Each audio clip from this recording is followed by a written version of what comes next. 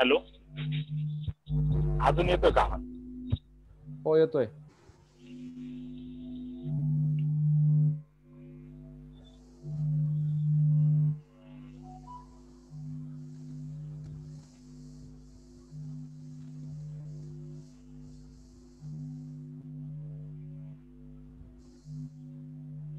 आले वाटतं, फेसबुक दाखवते ऑन पेज.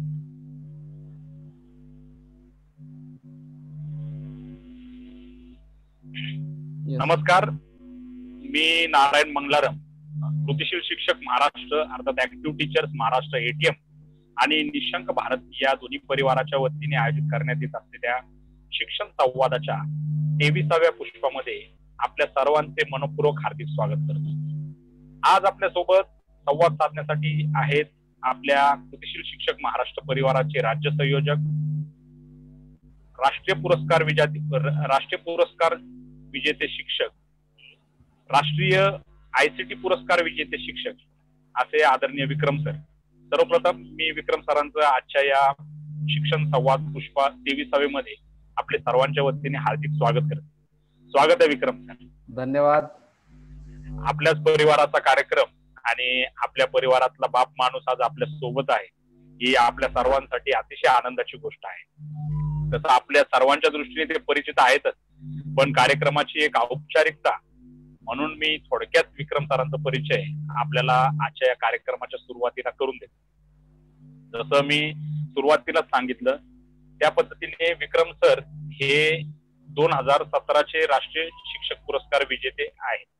महाराष्ट्रातले एकमेव शिक्षक ज्यांना त्या वर्षी आपल्या राज्यातून महाराष्ट्र शिक्षक पुरस्कार मिळाला. आणि विशेष गोष्ट म्हणजे त्याच वर्षी त्यांना नॅशनल ICT पुरस्कार सुद्धा मिळाला. आणि अशा पद्धतीने एकाच वर्षी हे दोन्ही पुरस्कार मिळवणारे ते भारतातले एकमेव शिक्षक आहेत. आणि या गोष्टीचा आपल्या सर्वांना निश्चितच अभिमान सुद्धा आहे.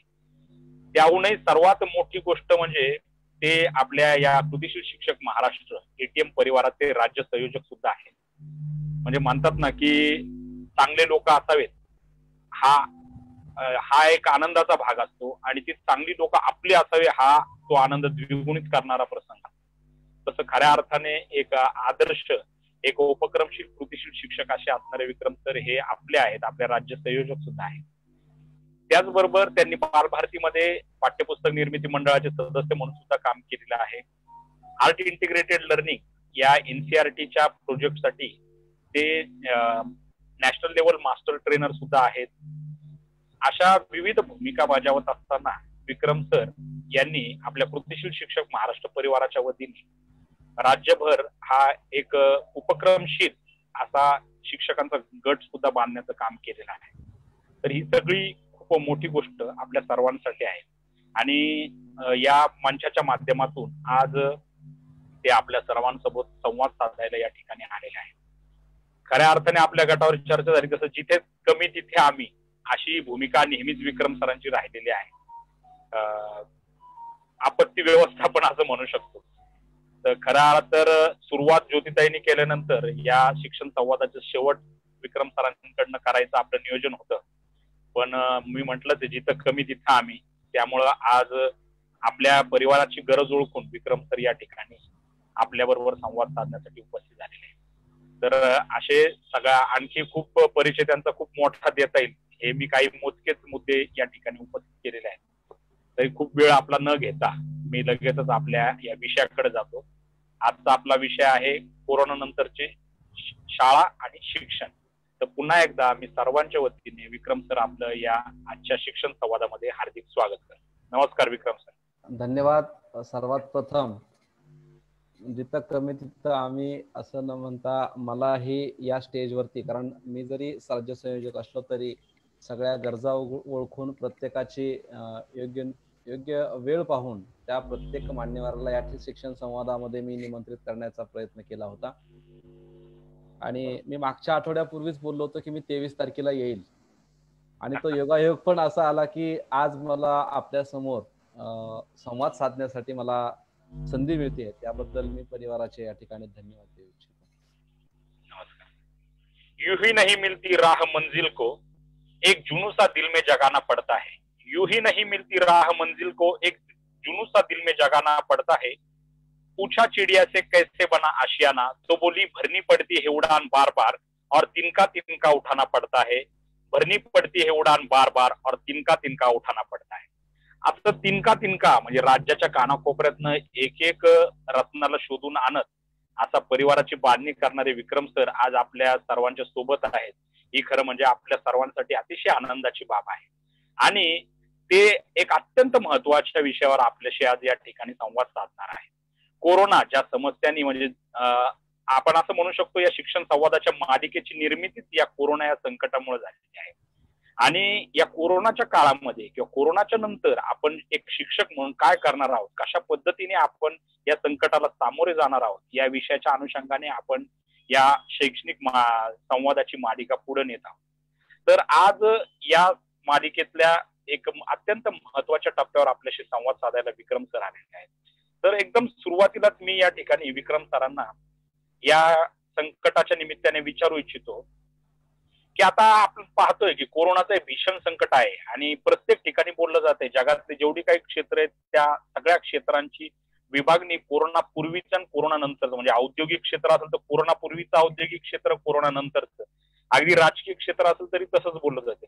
मग शिक्षण क्षेत्राच्या बाबतीत असं काय होईल का की कोरोनाच्या आधीचं शिक्षण क्षेत्र आणि कोरोनाच्या नंतरचं शिक्षण क्षेत्र, याविषयी आम्हाला एकदम सुरुवातीला आपण काही आपलं मत जे आहे ते सांगावं अशी मी विनंती करतो. विक्रम सर. नक्कीच संपूर्ण जगावरती कोविड-19 म्हणजेच महामारी, याला महामारी सुद्धा म्हटलं जाते, आणि या महामारीचा विळखा संपूर्ण जगावरती आलेला आहे. संपूर्ण जग हैराण झालेलं आहे. आणि याचा जशा पद्धतीनं इतर क्षेत्रावरती परिणाम होत आहे, झालेला आहे, तसाच शिक्षण क्षेत्रावरती सुद्धा परिणाम होणार आहे आणि झालेला आहे. कोरोना पूर्वीचं शिक्षण आणि कोरोना नंतरचं शिक्षण हे नक्कीच गणलं जाणार आहे किंवा हे नक्कीच असं म्हटलं जाणार आहे. पण मी तुम्हा सर्वांना या ठिकाणी सांगू इच्छितो की जीवन महत्वाचं आहे. जीवन असेल तर शिक्षण आपल्याला मिळणार आहे. म्हणून प्रत्येकानं अगोदर आपलं जीवन महत्वाचं आहे, सगळ्या आपल्या मित्राचं जीवन महत्वाचं आहे, समाजाचं जीवन महत्वाचं आहे. म्हणून या कोरोना नंतरच्या शिक्षणामध्ये किंवा शाळा सुरू झाल्यानंतर खूप प्रश्न उद्भवणार आहेत. आणि मग या प्रश्नांवरती किंवा या प्रश्नांमुळे शाळेतच नव्हे तर समाजामध्ये सुद्धा खूप त्याचे दूरगामी परिणाम होणार आहेत. म्हणून यामध्ये मला असं वाटतं की मी एक शिक्षक म्हणून शिक्षकाची जबाबदारी किंवा माझी जबाबदारी जी आहे ती खूप महत्वाची आहे. याच्यामध्ये आपल्याला कोरोना नंतरचं शिक्षण बघा, याच्या अगोदर आपलं गळतीचं प्रमाण कमी झालेलं होतं, स्थलांतराचं प्रमाण कमी झालेलं होतं, बालरक्षक चळवळ एका अंगानं काम करत होती. आता कोरोना नंतर आपल्याला स्थलांतराला सामोरं जावं लागणार आहे, मुलांच्या सर्वेला सामोरं जावं लागणार आहे, गळतीला सामोरं जावं लागणार आहे. आणि मग याच्यामध्ये शिक्षकांची भूमिका ही अगदी महत्वाची असणार आहे. शिक्षकांना याच्यामध्ये समुपदेशकाची भूमिका करावी लागणार आहे. कारण कोरोना नंतर काही पालक आपल्या मुलांना लगेच शाळेत लावतील का, हाही खूप मोठा प्रश्न आहे. म्हणून मला असं वाटतं की इथून पुढं कोरोना नंतरचं आणि कोरोनाचं पहिलं शिक्षण असं नक्कीच म्हटलं जाईल. मग याच्यामध्ये आपल्याला खूप बारीक सारीक गोष्टीवर लक्ष द्यावं लागणार आहे. ते आपण पुढे आपण जसं मला असं वाटतं की चर्चेमध्ये ते मुद्दे येतील. खूप महत्वाचा मुद्दा आपण या ठिकाणी अधोरेखित केला विक्रम सर, की खरंच म्हणजे खूप दूरगामी परिणाम ही कोरोनाचं जे संकट आपल्या जगावर आलेलं आहे ते आपल्या शिक्षण क्षेत्रावर करणार आहे. मी तर म्हणेल की सर्वात आधी शिक्षण क्षेत्र प्रभावित झालं, कारण की महाराष्ट्र लॉकडाऊन साधारणपणे 24 मार्चला झाला, पण त्यापूर्वीच 15 मार्च पासूनच महाराष्ट्रातल्या शाळा बंद व्हायला सुरुवात. कारण का तर शाळेमध्ये अनेक घरातील मुलं येत असतात. मग कोणाच्या घरामध्ये कोणाचा पाहुणा, कोणाचा मित्र, कोणाचा कोणाच्या त्या कोरोना बाधिताच्या संपर्कात आला असेल तर संपूर्ण शाळा बाधित होऊ शकते. म्हणून शासनाने जो काही निर्णय घेतला त्याचं मी स्वागतच करतो की लवकर त्यांनी शाळा बंद केल्या आणि आपल्याला या महामारीपासून जो आपला प्रसार होणार होता तो काही प्रमाणामध्ये आळा बसला, मी तर असंच म्हणेन. नक्कीच. धन्यवाद सर. आता यालाच अनुसरून मी एक अत्यंत महत्वाचा प्रश्न तुम्हाला विचारणार आहे. आता आपल्याला सगळ्यांना आपण ज्ञात आहे की या कोरोनाच्या काळामध्ये किंवा कोरोना नंतरच्या काळाच्या शिक्षणाच्या बाबतीत चर्चा करत असताना तंत्रज्ञानाच्या वापराचा जो मुद्दा आहे तो ऐरणीवर आलेला आहे. म्हणजे सगळीकडं आपण सुद्धा एक तंत्रज्ञानाच्या वापराची एक संवाद या ठिकाणी ठेवला होता आणि त्यात सुद्धा चांगल्या प्रतिक्रिया आल्या. पण समाजात किंवा आपण एकंदरीत सगळीकडे पाहत असताना दोन्ही बाजूने त्याच्याविषयी बोललं जात आहे. म्हणजे तंत्रज्ञानाच्या बाजूने बोलणारे जेवढे शिक्षक आहेत तेवढेच तंत्रज्ञानाच्या विरोधात बोलणारे पालक शिक्षक सुद्धा आहेत. आणि काही ठिकाणी तर अक्षरशः म्हणजे लोकांच्या प्रतिक्रिया खूपच तीव्र आहे. मग या तंत्रज्ञानाच्या वापराच्या संदर्भात आपण काय मत व्यक्त कराल? म्हणजे त्याच्या मर्यादा काय आहे, त्याचे फायदे काय आहेत? एक लक्षात इथून पुढं पहिला आपला विषयच आहे की कोरोना नंतरचं शिक्षण, आणि कोरोना नंतरचं शिक्षण हे तंत्रज्ञानाशिवाय पूर्ण होणार नाही, हे आपल्याला ग्राह्य धरून मान्य करूनच पुढे जावं लागणार आहे. मी खूप ठामपणे बोलतोय की तंत्रज्ञानाच्या शिवाय आपलं इथून पुढचं शिक्षण होणार नाही. आता मग त्याच्यामध्ये दोन बाबी आहेत. प्रत्येक क्षेत्राला, प्रत्येक गोष्टीला दोन बाजू असतात. जसे फायदे असतात तसे तोटे असतात. मग आपण एक शिक्षक म्हणून, मी पालक म्हणून, मी एक या देशाचा सुजाण नागरिक म्हणून माझी काय भूमिका आहे, मी काय करू शकतो? तर या तंत्रज्ञानाचे जे काही फायदे आहेत ते फायदे जास्तीत जास्त आपल्याला कसे मिळतील हे आपण पाहायचं आहे. मग याच्यामध्ये आता मर्यादा आहेत याला. आता बरेच जण आता असे म्हणतील की, बरेच जण म्हणतील, मी पण म्हणतो की मुलांचा स्क्रीन टाइम वाढतो. बरोबर. परंतु आपण एक लक्षात घ्या, पाठीमागं प्रकाश चव्हाण सरांचं एक सेशन मी ऐकलं होतं. त्याच्यामध्ये त्यांनी अगदी सुंदररित्या त्यांनी सांगितलं होतं की स्क्रीन टाइम वाढतो म्हणजे काय, की एखाद्या शिक्षकानं ऑनलाईन अभ्यास दिला किंवा ऑनलाईन अभ्यास देणार आहे म्हणजे तो काय दिवसभरासाठी देणार आहे का? बरोबर. तो असं म्हणणार आहे का की 3-3 तास तू मोबाईलवरतीच अभ्यास करायचा आहे? तर जो काही अभ्यास पुरवण्यासाठी जे काही माध्यम दिलेलं आहे त्याचा आपण सुरुवातीला वापर करून घेऊया. आता याच्यामध्ये 3 गोष्टी महत्वाच्या आहेत. आपल्या सर्वांना माहित आहे, कुणी सांगायची गरज नाही, कुणीही सांगायची गरज नाही की कुणाकडे किती साहित्य आहे. आपल्या प्रत्येक शिक्षकाला माहित आहे की माझ्या शाळेतील किती मुलांकडे मोबाईल आहेत, माझ्या शाळेतील किती मुलांना मी विविध लिंक्स ज्या आहेत किंवा विविध ऍप्स ज्या आहेत ते मी त्या वापरायला सांगू शकतो. मग याच्यामध्ये आपल्याला आता बायफर्गेशन करावं लागणार आहे. काय बायफर्गेशन करावं लागणार आहे? एक, नेटसह साधनं उपलब्ध असणारे पालक किती आहेत, विद्यार्थी किती आहेत. नुसती साधनं, त्यांच्याकडे नेट उपलब्ध होत नाहीये, इंटरनेट उपलब्ध होत नाहीये, असे विद्यार्थी किती आहेत. आणि ज्यांच्याकडे यातलं कोणतंच साधन नाहीये असे विद्यार्थी किती आहेत. मग अशा विद्यार्थ्यांसाठी ज्यांच्याकडे नेट आहे, ज्यांच्याकडे साधनं आहेत, त्यांना मिळू द्यात ना. जे काही चाललेलं आहे, महाराष्ट्र हा तंत्रस्नेही शिक्षकांचा महाराष्ट्र म्हणून ओळखलं जातो. महाराष्ट्रामध्ये तंत्रस्नेही चळवळ खूप मोठ्या प्रमाणामध्ये काम करते. महाराष्ट्रातील शिक्षक आपल्या परीनं आपापल्या शाळेमध्ये सुंदररित्या तंत्रज्ञानाचा वापर करतायत. आणि मग ज्या मुलांना सहजरित्या, ज्यांच्याकडे इंटरनेट आहे, ज्यांच्याकडे साधनं आहेत, त्यांच्यासाठी वेगळं आपल्याला बायफर्गेशन करावं लागेल. त्यांना काय द्यायचं? ज्यांच्याकडे काहीच नाहीये त्यांना काय द्यायचं? आणि ज्यांच्याकडे साधनं आहेत त्यांना काय द्यायचं? आता याच्यामध्ये सगळ्यात महत्वाचं की जे फायदे आहेत ते फायदे आपल्याला ओळखून घ्यावे लागतील. कारण इतर देशांमध्ये जर आपण बघितलं तर ते तंत्रज्ञानाचा चांगल्या बऱ्याच दिवसापासून वापर करतात. महाराष्ट्रामध्ये सुद्धा मागील 10 वर्षापासून चांगल्या प्रकारे तंत्रज्ञानाचा वापर सुरू व्हायला लागलेला आहे. म्हणून कोणत्याही शिक्षकानं किंवा कोणत्याही पालकानं मला असं म्हणायचंय की ते आपल्यावर डिपेंडिंग आहे. एक शिक्षक म्हणून, एक पालक म्हणून माझ्यावर डिपेंडिंग आहे की माझ्या मुलाच्या हातामध्ये किती वेळ मोबाईल द्यायचा आहे. त्याला जो ऑनलाईन अभ्यास द्यायचा आहे त्या ऑनलाईन अभ्यास तो कशा प्रकारे करेल किंवा त्याला आपण काय करायचंय. आता बरेच जण म्हणतील की घरामध्ये 2 मुलं असतील, मग मोबाईल एक असेल, पालक कामाला जाईल किंवा आणखीन पालकाला कुठं बाहेर जायचं असेल तर तो मोबाईल घेऊन जाईल. अगदी मान्य आहे, सगळ्या गोष्टी होत असतात. परंतु आपण जर त्याच्यावरती मार्ग काढला तर नक्कीच यश किंवा नक्कीच आपल्याला मार्ग सापडणार आहे. आपण जर नुसते प्रश्नच मांडत बसलो तर त्याच्यावरती उत्तर आपल्याला कधीही सापडणार नाही. म्हणून मला असं म्हणायचं आहे की कोरोना नंतरचं शिक्षण हे तंत्रज्ञानाशिवाय पूर्ण होणार नाही. बरोबर. खूप महत्वाचा मुद्दा या ठिकाणी तुम्ही मांडला की तंत्रज्ञान ही काळाची गरज आहे आणि आपण हे 21वे शतकच जे आहे ते मुळात तंत्रज्ञानाचं युग म्हणूनच त्याच्याकडे आपण पाहतोय. मी त्याच्या पुढेही म्हटलं की तंत्रज्ञान किती वापरायचं त्याला मर्यादा आहे. त्या शिक्षकानं ठरवायचंय की मला आता तंत्रज्ञान वापरण्याची आवश्यकता आहे, मला आता गरजच आहे आणि मला आता ते वापरल्याशिवाय पर्याय नाही, हे लक्षात ठेव.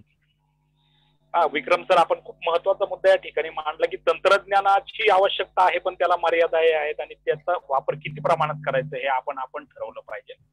त्याचबरोबर मला आणखी या ठिकाणी अतिशय महत्वाचा मुद्दा आपला वाटतो की आपण बायफर्केशन सांगितलेले, म्हणजे फक्त तंत्रज्ञानाच्या आहारी न जाता किंवा आपण आपली परिस्थिती ओळखून आपण आपले विद्यार्थी बायफर्केट केले पाहिजे. साधनं असणारे, साधनं नसणारे. मी माझ्या शाळेमध्ये आता माझ्या शाळेतल्या काही मुलांकडे काहीच नाही, साधा मोबाईल आहे. बरोबर. आम्ही ज्यावेळेस तांदूळ वाटायला गेलो होतो त्यावेळेस मी जवळजवळ म्हणजे पहिल्यापासूनच 1000 जवळजवळ लॅमिनेशन कार्ड तयार करून घेतलेले आहेत.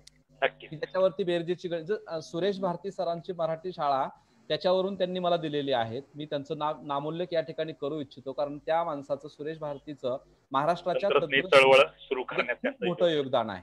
म्हणून सुरेश भारती सरांनी त्यावेळेस मला म्हणजे 3-4 वर्षापूर्वी मला त्यांनी 4-5 वर्षापूर्वी मला काही PDF दिल्या होत्या आणि म्हणत होते की हे बघा कसं काय आहे. तर त्याच्या मी झेरॉक्स काढून त्याचे लॅमिनेशन केलेले होते. ते आज मला कामाला आलेलं, म्हणजे ज्याच्याकडे काही साधनं नाहीत ते आता अभ्यास करतात. छान सर. आपण बोलता बोलता आपण तंत्रज्ञानाच्या साधनांचा मर्यादाचा सुद्धा उल्लेख केला. मग या तंत्रज्ञानाच्या साधनांच्या मर्यादा आहेत आणि किंवा आपण जनरली पाहिलं तर पालकांकडे जे साधनं आहे त्याचा उपयोग आपण शिक्षणासाठी कसा करून घेऊ शकतो याचा सुद्धा विचार होणं गरजेचं आहे. मग तंत्रज्ञानाच्या साधनांची मर्यादा असताना मग पालकांकडे उपलब्ध असणाऱ्या साधनांचा वापर एक तंत्र शिक्षणासाठी शासनाने कशा पद्धतीने केला पाहिजे असं तुम्हाला वाटतं? म्हणजे त्याच्यासाठी काय आपल्याला प्रयत्न करता येतील या भावी काळामध्ये? खूप छान मुद्दा उपस्थित केला नारायण सर तुम्ही, की शासनानं काय करायला पाहिजे. की आता सगळ्यात महत्वाचं जो वादाचा आणि जो प्रत्येकाच्या आयरणीचा मुद्दा आहे, तो आयरणीचा मुद्दा आता प्रत्येक जण उपस्थित करतो आहे. बरोबर. काय मी कारण ऍक्टिव्ह टीचर्स महाराष्ट्र या समूहानं सुद्धा ज्या ज्या ठिकाणी शासनाचे निर्णय योग्य असतील त्या ठिकाणी शासनाच्या हातामध्ये हात घालून चालण्याचा प्रयत्न केलेला आहे, परंतु ज्या ठिकाणी शिक्षक आणि विद्यार्थी हिताचे निर्णय नसतील त्या ठिकाणी आपली स्पष्ट भूमिका मांडलेली आहे. आता मला असं वाटतं की शासनानं आता काल मला वाटतं केंद्र सरकारनं काहीतरी टीव्ही चॅनल्स वगैरे काहीतरी जाहीर केलेले आहेत की एका इयत्तेला एक चॅनल काहीतरी सुरू केलेलं आहे. महाराष्ट्रामध्ये सुद्धा अनेक चॅनल्स आहेत, दूरदर्शन आहेत, या संचावरून रेडिओ आहेत, याच्यावरून मुलांना आपण साहित्य पुरवू शकतो. त्यासाठी सगळ्यात महत्वाचा विषय आला कॉन्टेंट, ज्याला आशय म्हणतो, ज्याला आपण साहित्य म्हणतो.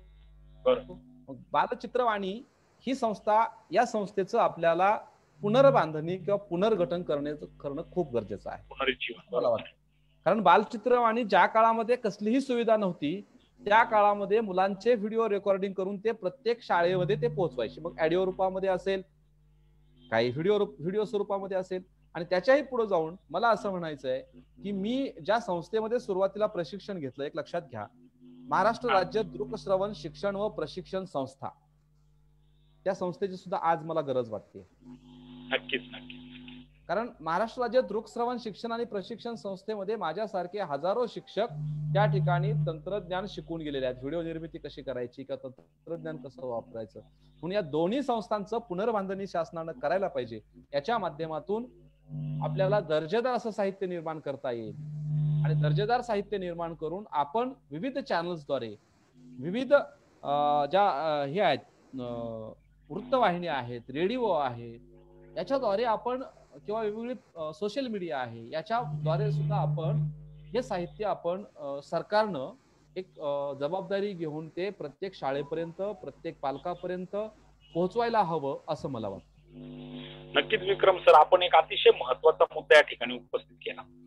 मला आठवतं कोरोनाच्या काळानंतरच्या संवादामधले पहिलं पुष्प गुंफत असताना ज्योतिताईंनी सुद्धा बालचित्रवाणीचं महत्व अधोरेखित केलं होतं आणि आज आपण पुन्हा त्याचा पुनरुच्चार केलेला आहे. बालचित्रवाणीने म्हणजे महाराष्ट्र हा एक पुरोगामी राज्य म्हणून देशात ओळखलं जातं आणि त्याच दृष्टीने बालचित्रवाणीची बांधणी आपण 50 वर्षापूर्वी केली होती. मधल्या काळामध्ये बालचित्रवाणी ही संस्था म्हणजे नामशेष होण्याच्या मार्गावर आली होती. पण आज आपण एक महत्वाचा मुद्दा उपस्थित केला. बालचित्रवाणीच्या माध्यमातून आपण सह्याद्री चॅनल असेल, दूरदर्शन असेल, रेडिओ असेल, या ठिकाणी कार्यक्रमांची निर्मिती करून या चॅनलवरून आपण त्याचं प्रसारण नक्कीच करू शकतो. आणि एका पिढीला दिशा देण्याचं काम बालचित्रवाणीने केलेलं आहे. आणि पुन्हा या ठिकाणी आणखी या संकटावर मात करण्यासाठी बालचित्रवाणी सारखी संस्था नक्कीच आपल्याला उपयोगी ठरू शकते. खूप महत्वाचा मुद्दा आपण या ठिकाणी याच्या माध्यमातून सांगितलेले. आणि मला नक्कीच आशा आहे की आपले शासन प्रशासनातले विविध अधिकारी पदाधिकारी हा कार्यक्रम सुद्धा पाहतील आणि नक्कीच या आपल्या सूचनाचा विचार करतील. आपण आपण शिक्षण मंत्र्याकडे निवेदन पण त्याच्याकडे देणार होतो. बरोबर, आपण एक शिक्षण मंत्र्याला निवेदन दिलं होतं, त्याच्यामध्ये सुद्धा आपण याचा उल्लेख केला होता. बरोबर सर.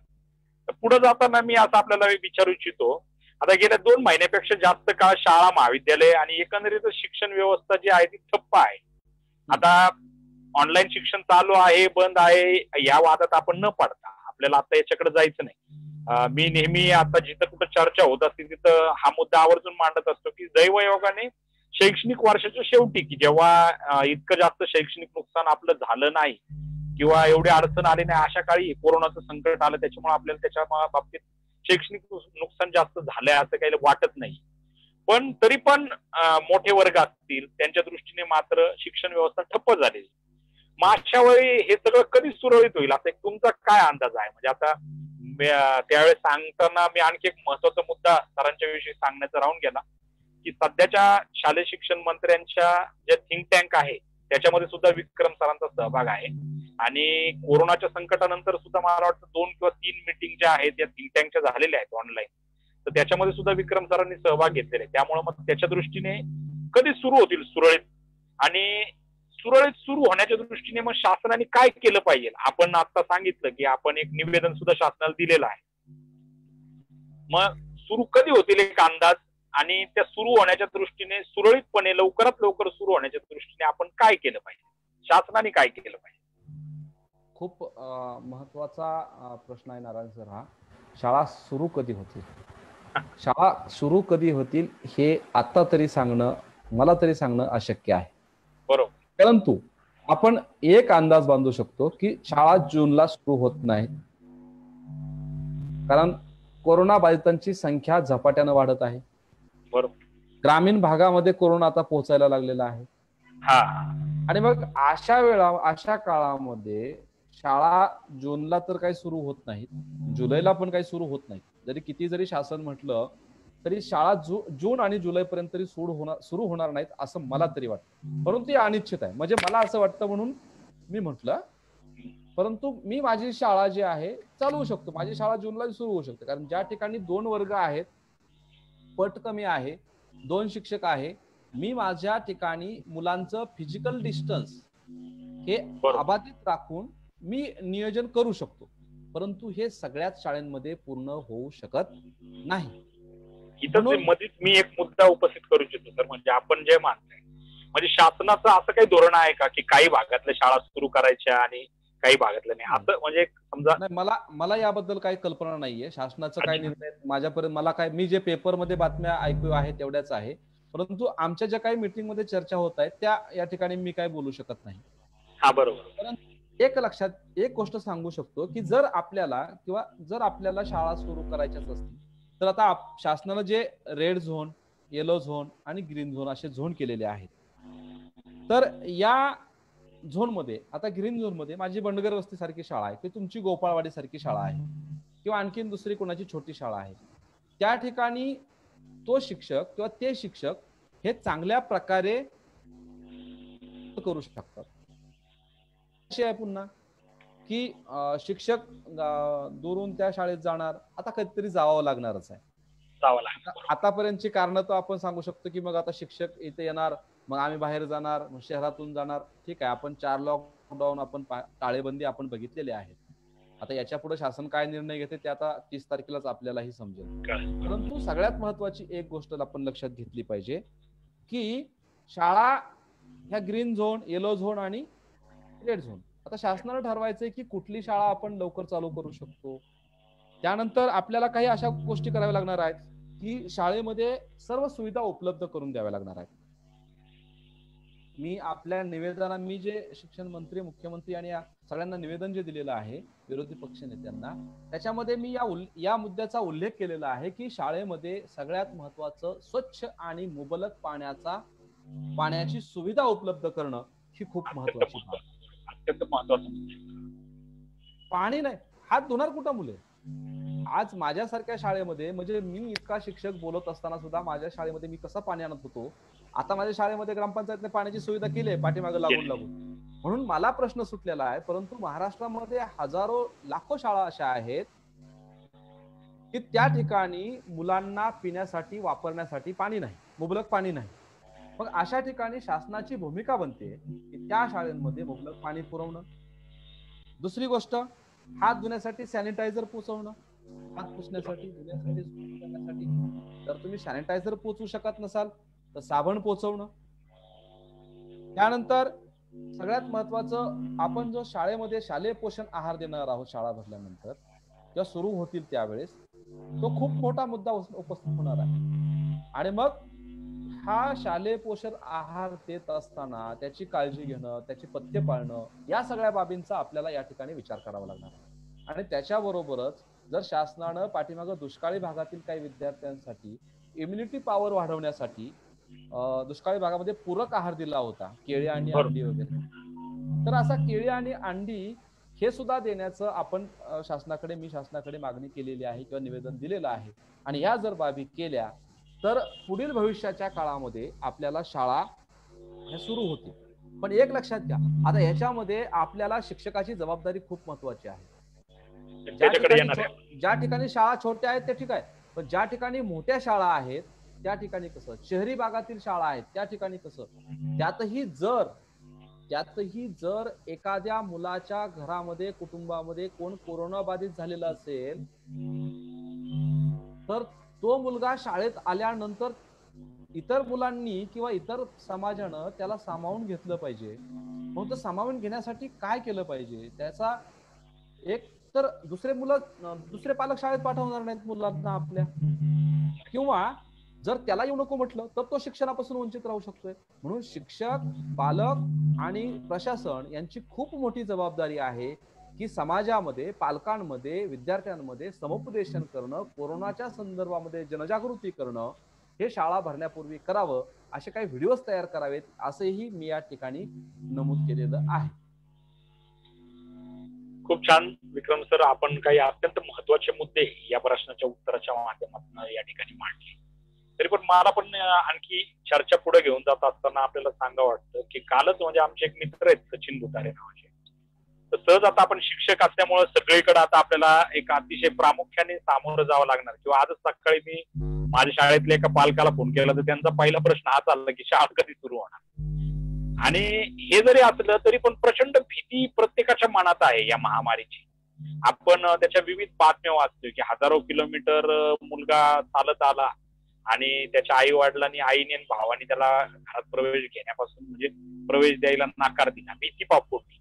किंवा कुठं वैद्यकीय क्षेत्रातल्या लोकांवर हल्ले होत आहेत, काय गैरसमज आहे आणि भीती आहे. मग अशा या प्रचंड भीती घेऊन आपण ज्यावेळेस शाळा सुरू होतील त्यावेळेस आपण शाळेत जाणार, त्यावेळेस मग एक विद्यार्थी म्हणून किंवा एक शिक्षक म्हणून किंवा एक पालक म्हणून मी काय काळजी घेतली पाहिजे किंवा मी काय तयारी केली पाहिजे. कारण की ही भीती तर आहेच. आता त्यांना मी ज्यावेळेस सांगितलं की शाळा सुरू होतील, कारण की आता वर्ल्ड हेल्थ ऑर्गनायझेशनने सुद्धा सांगितलेलं की आपल्याला कोरोना सह जगायला शिकलं पाहिजे. सगळ्यात कोरोना सह जगायचं शिकत असताना आपण कधीतरी जाणारच आहे, कोरोना काय नष्ट होणार नाही. मग अशा वेळी आपण काय तयारी केली पाहिजे? सगळ्यात महत्वाचं मला असं वाटतं की शाळेत जाण्यापूर्वी प्रत्येक शिक्षकाला प्रशिक्षण मिळालं पाहिजे. बरोबर. शिक्षक असाही बसूनच आहे, इतर कामं शिक्षकांना तांदूळ वाटण्यापेक्षा, त्या जास्त दुकानात बसवण्यापेक्षा किंवा आणखी कुठं बरेच आपण खूप गंभीर आपण वृत्तपत्रामध्ये सगळ्या बातम्या वाचतात. मी या ठिकाणी नामोल्लेख करणं टाळतो, कारण त्याच गोष्टीवर मला पण जायचं नाहीये. परंतु शिक्षकांना एक दर्जेदार प्रशिक्षण मॉड्यूल तयार करून, ऑनलाईन शिक्षक आहेतच आहेत, तर मुलांना प्रशिक्षण देऊन की कशा पद्धतीने तुम्ही समुपदेशन केलं पाहिजे, मुलांना कशा प्रकारे हँडल केलं पाहिजे. सगळ्यात महत्वाचं, शाळा भरल्यानंतर एक शिक्षक म्हणून माझी अशी भूमिका असायला पाहिजे किंवा शासनाची सुद्धा अशी भूमिका असायला पाहिजे की शिक्षकांनी सुद्धा एक आपल्याकडे वैद्यकीय तपासणी पथक असतं बघा. तर ही शिक्षकांनी कमीत कमी, मी असं म्हणतो, जर कोणी शाळेमध्ये किंवा आपल्या वर्गामध्ये जर कोणी खोकत असेल, शिकत असेल किंवा आपल्याला वाटलं की हा काय डिफेक्टेड एखादा विद्यार्थी वाटतोय, तर त्याच्यासह त्याची तर वैद्यकीय तपासणी लगेच तत्पर व्हायला पाहिजे. परंतु सर्व शाळेतील सर्व विद्यार्थ्यांची किमान 10 दिवसानंतर वैद्यकीय तपासणी होणं गरजेचं आहे असं मला वाटतं. त्याचबरोबर शिक्षकांनी जे फिजिकल डिस्टन्सिंग आहे, या फिजिकल डिस्टन्सिंगचं महत्व समजून सांगितलं पाहिजे, कारण आपल्याला शारीरिक अंतर मुलांमध्ये ठेवायचं आहे.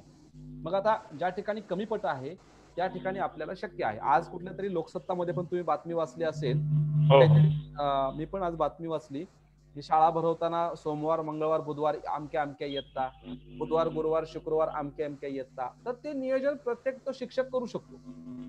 ज्या ठिकाणी शिक्षक सहजरित्या नियोजन करू शकतो त्या ठिकाणी शिक्षकाला नियोजन करण्यास परवानगी द्यावी.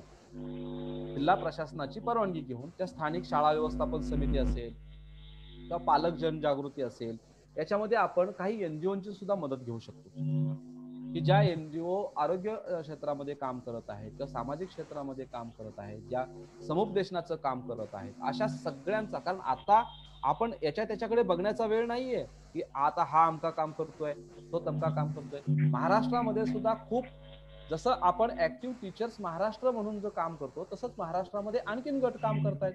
एटीएफ म्हणून आहे, एटीएफ सुद्धा त्यांच्या पद्धतीनं जनजागृतीचं काम करतोय.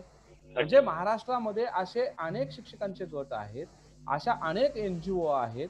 या सगळ्यांची आता आपल्याला एकमेकाला मदत घ्यावी लागणार आहे, एकमेकांची विचारांचा स्वीकार करावा लागणार आहे.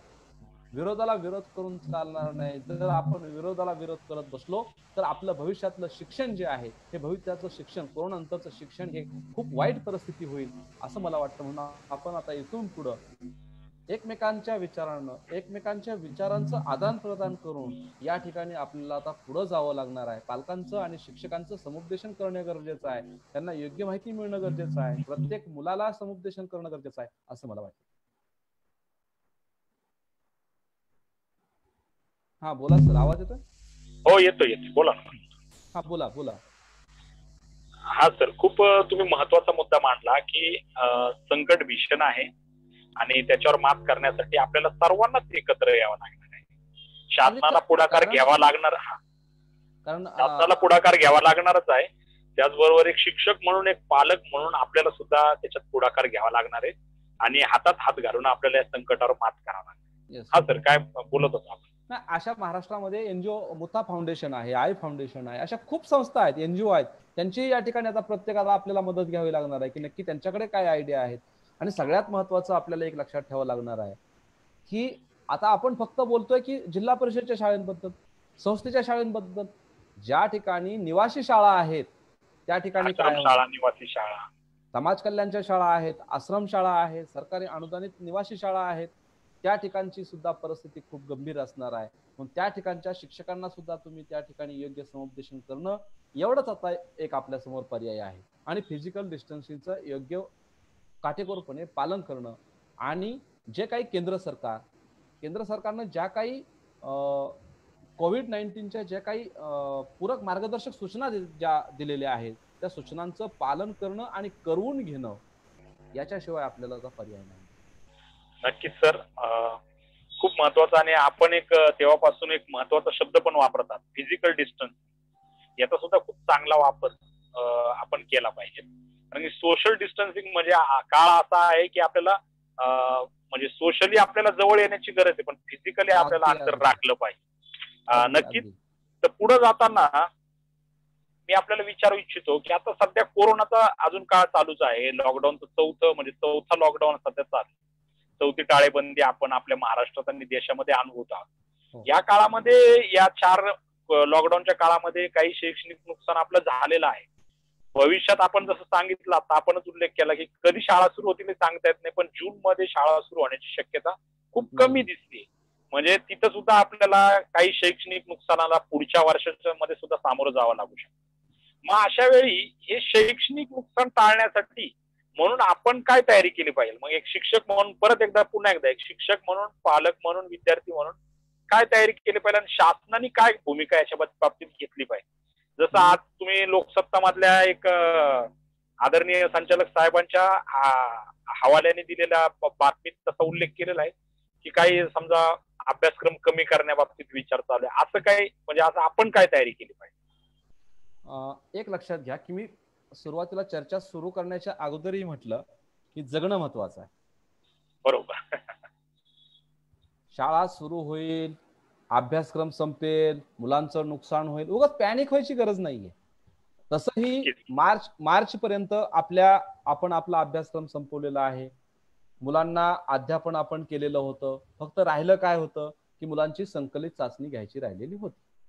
त्यातही जे मोठे वर्ग आहेत 10वी 12वीच्या त्यांच्या परीक्षा झालेल्या आहेत आणि जे मोठे BA वगैरे जे डिग्री कोर्स आहेत त्यांचे ते समजदार मुलं असतात, त्यांचा योग्य प्रकारे शासन निर्णय करेल. परंतु सगळ्यात महत्वाचा विषय असा आहे की आपण जर प्राथमिक 1ली ते 8वी किंवा 10वी पर्यंत जर विचार करत गेलो तर सगळ्यात महत्वाचं मला असं म्हणायचंय की उगाच नुकसान वगैरे काय होणार नाहीये. उगाच पॅनिक व्हायची काही गरज नाहीये की माझ्या मुलाचं खूप नुकसान होत आहे आणि मी आता कसं करू काय करू. तसं मार्च आतापर्यंत माझं असं ठाम मत आहे की मार्च नंतर जे काही टाळेबंदी झाली त्याच्यानंतर कोणत्याही मुलाचं शैक्षणिक नुकसान झालं नाही. कारण प्रत्येक मुलं शिकत असतो. आपणच सांगतो अगोदर की प्रत्येक मूल हे वेगळं असतं, प्रत्येक मुलं त्याच्या पद्धतीनं शिकत असतं, ते समाजाकडून शिकत असतं, ते आई वडिलांकडून शिकत असतं, ते मित्राकडून शिकत असतं. मग आता शैक्षणिक नुकसान कसं होऊ शकतं? प्रत्येक मूल हे आता सध्या सुद्धा शिकत आहे. प्रत्येक मूल वेगवेगळ्या गोष्टी करायला शिकत आहे आणि जून नंतर सुद्धा मला असं वाटतं की शैक्षणिक नुकसान काही एवढं काही होणार नाही. आणि सगळ्यात महत्वाचं आपला पाठ्यपुस्तक शिकवण्यापेक्षा, आता माझ्याकडे पाठ्यपुस्तक आहे, मग माझ्याकडे 10 धडे आहेत किंवा आता पाठ्यपुस्तकामध्ये आता मी कसं करू, माझ्याकडे 25 धडे आहेत, मला 25चे 25 पाठ शिकवायचे आहेत. तर मला असं म्हणायचंय की ते पाठ शिकवण्यापेक्षा त्या अध्ययन निष्पत्ती ज्या आहेत या अध्ययन निष्पत्ती मुलगा कसा पूर्ण करेल याकडे आपण प्रत्येक शिक्षकांना लक्ष दिलं पाहिजे. त्याचबरोबर सगळ्यात महत्वाचं की सुट्ट्या ज्या आहेत आपल्या, आपण सुट्ट्यांचं नियोजन करू शकतो ना. जर खरंच प्रत्येक शिक्षकाला असं वाटतंय की आता माझ्या मुलांचं खूपच शैक्षणिक नुकसान व्हायला लागलेलं आहे, समजा शाळा आपण असं समजूयात की ऑगस्टमध्ये सुरू झाल्या तर आपला एकूण किती दिवस शाळेचा बुडू शकतो? जूनचे जास्तीत जास्त 10 दिवस, 10 ते 12 दिवस, 10 दिवस आणि जुलैचे आपण पकडूया 22-23 दिवस, 23 दिवस पकडूया. म्हणजे एकूण 25-26 दिवसांचा जो कालावधी आहे तो 25-26 दिवसांचा कालावधी आपण सुट्ट्यांचा कालावधी म्हणून सुद्धा आपण पूर्ण करू शकतो. आणि सगळ्यात महत्वाचं की गटामध्ये अभ्यास करणं किंवा या आता ज्यांना शक्य आहे ते मुलं घरी अभ्यास करू शकतील, परंतु ज्यांना काही शक्य नाही अशा मुलांसाठी पालकांनी आणि शिक्षकांनी विशेष लक्ष देण्याची गरज आहे असं मला वाटतं. ज्यांना चांगलं येत आहे की आता प्रत्येक मुलगा हा लगेच जूनला शाळा भरली की मुलगा शाळेतच गेला पाहिजे असं कुणीही विचार करू नका. आणि पाठ्यक्रम शिकवत असताना सुद्धा अवघं गडबड करण्याची काही भानगडीत पडायचं मला असं वाटतं पडू नये. ज्या अध्ययन निष्पत्तीच्या आहेत त्या अध्ययन निष्पत्ती आपण तो मुलगा कसा पूर्ण करेल, तो जीवन कौशल्य कसा पूर्ण करेल, लक्षात सगळ्यात महत्वाचं की त्याला लाईफ स्किल त्याला शिकवा. की कोरोनानं आपल्याला शिकवलं की लाईफ स्किल आपल्याला शिकवलेले आहेत, म्हणून मला असं वाटतं की मुलाला लाईफ स्किल शिकवा. आणि मुलगा हा कायम शिकत असतो. आपण प्रत्येकानं आतापर्यंत वेगवेगळ्या तज्ञांना सगळ्यांना सांगितलं की मुलगा शिकत असतो, तर मुलगा शिकत राहील. आणि सगळ्यात महत्वाचं आपलं जगणं महत्वाचं असल्यामुळे या किरकोळ बाबींकडे, ज्या आपल्याला दुय्यम बाबी वाटतात त्याच्याकडे आपण थोडं दुर्लक्ष करूया. जेवढा काही आपल्याला अभ्यासक्रम शिकवायचा शासन जो काही निर्णय घेईल तो घेईलच ना नंतर, की अर्धा अभ्यासक्रम शिकवायचा का प्रश्नपत्रिका परीक्षा कमी करायच्या की आपल्याला एकच सत्र ठेवायचं की 2 सत्र ठेवायचं, याच्यावरती अभ्यास करणारा गट आहे.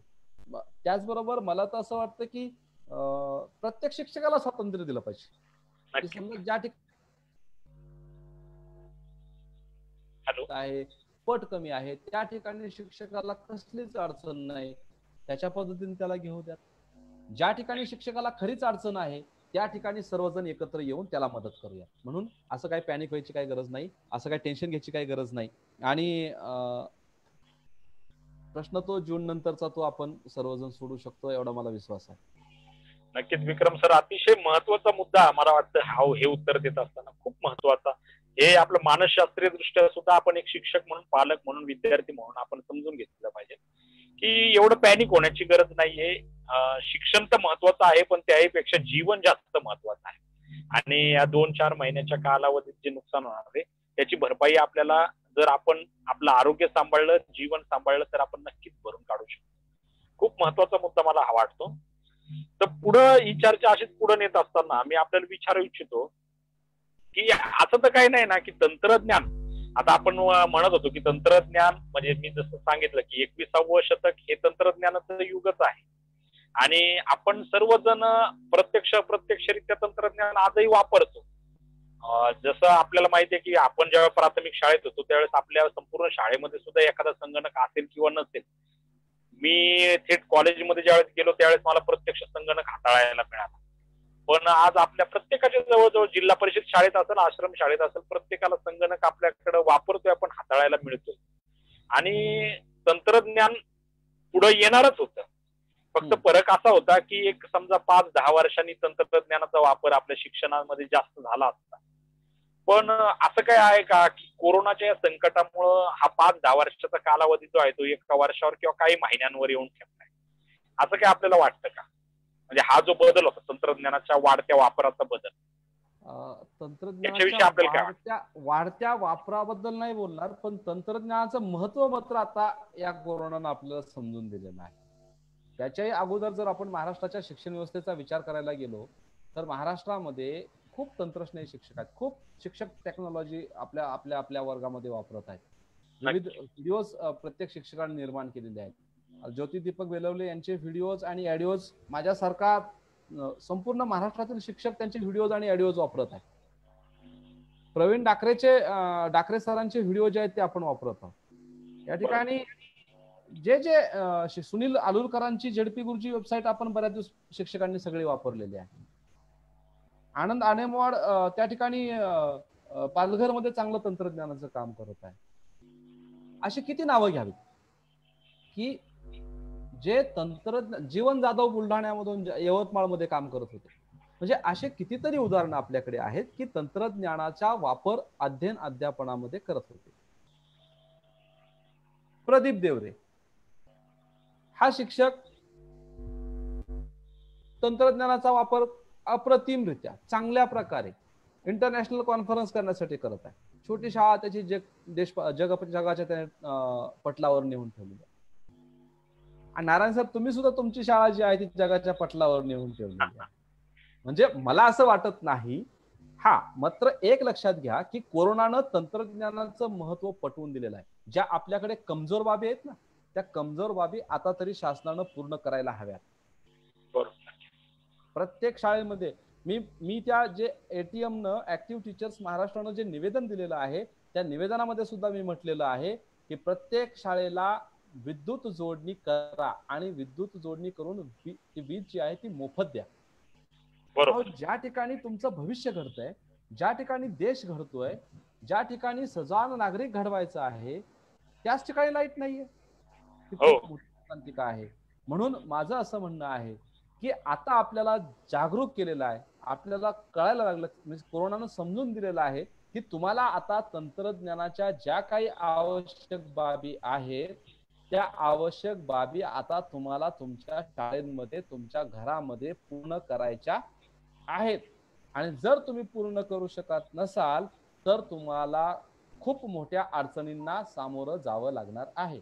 म्हणून मला असं म्हणायचं आहे की या ठिकाणी जसं प्रत्येक बाबीला मी मागेही म्हटलं की प्रत्येक गोष्टीला 2 बाजू असतात, एक तोटा असतो आणि एक फायदा असतो. तसाच या ठिकाणी तंत्रज्ञानात सुद्धा फायदे आणि तोटे आहेत. परंतु उगाच आग पाकड करण्यापेक्षा प्रत्येक गोष्टीमध्ये वाईट बघण्यापेक्षा प्रत्येक गोष्टीमध्ये चांगलं काय आहे आणि वाईट कसं होणार नाही यासाठी मी काय करू शकतो माझी काय भूमिका असेल.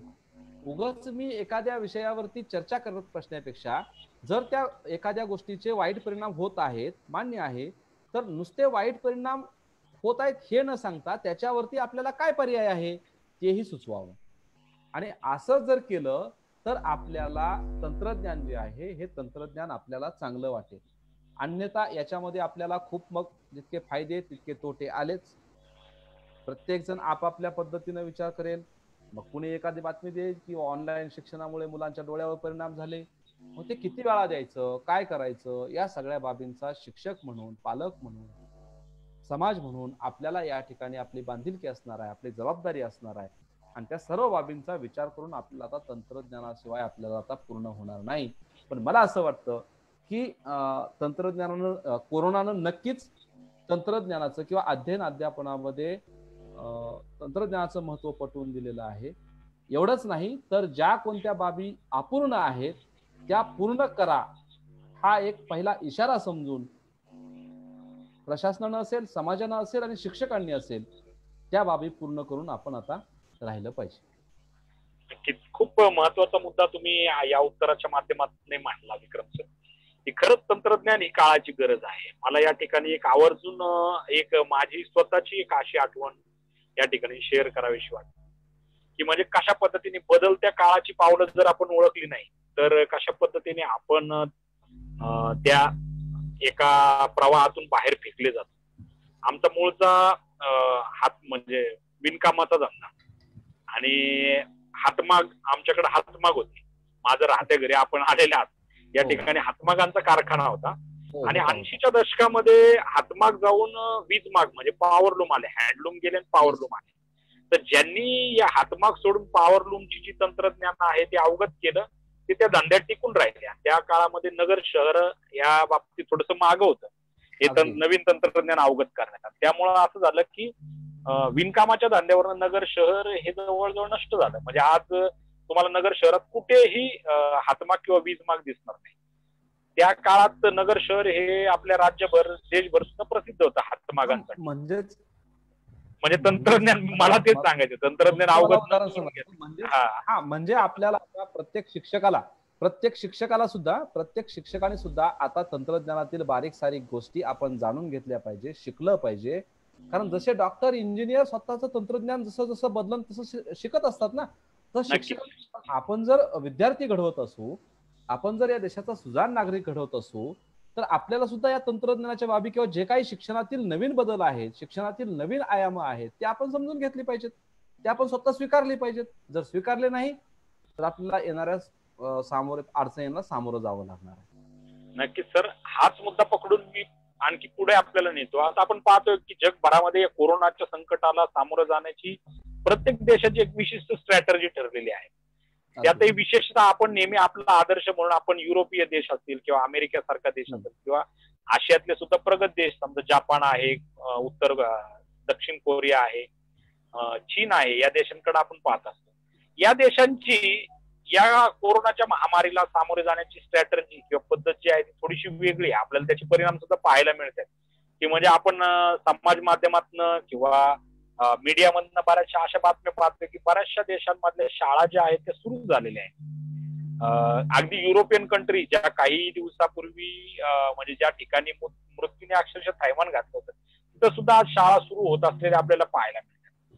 मग आपल्याकडं म्हणजे कशी होती या कोरोनाच्या संकटाकडे शाळेच्या दृष्टीने पाहण्याची दृष्टिकोन आपला कसा होता, कसा आहे आणि भविष्यात कसा असला पाहिजे असं तुम्हाला वाटतं?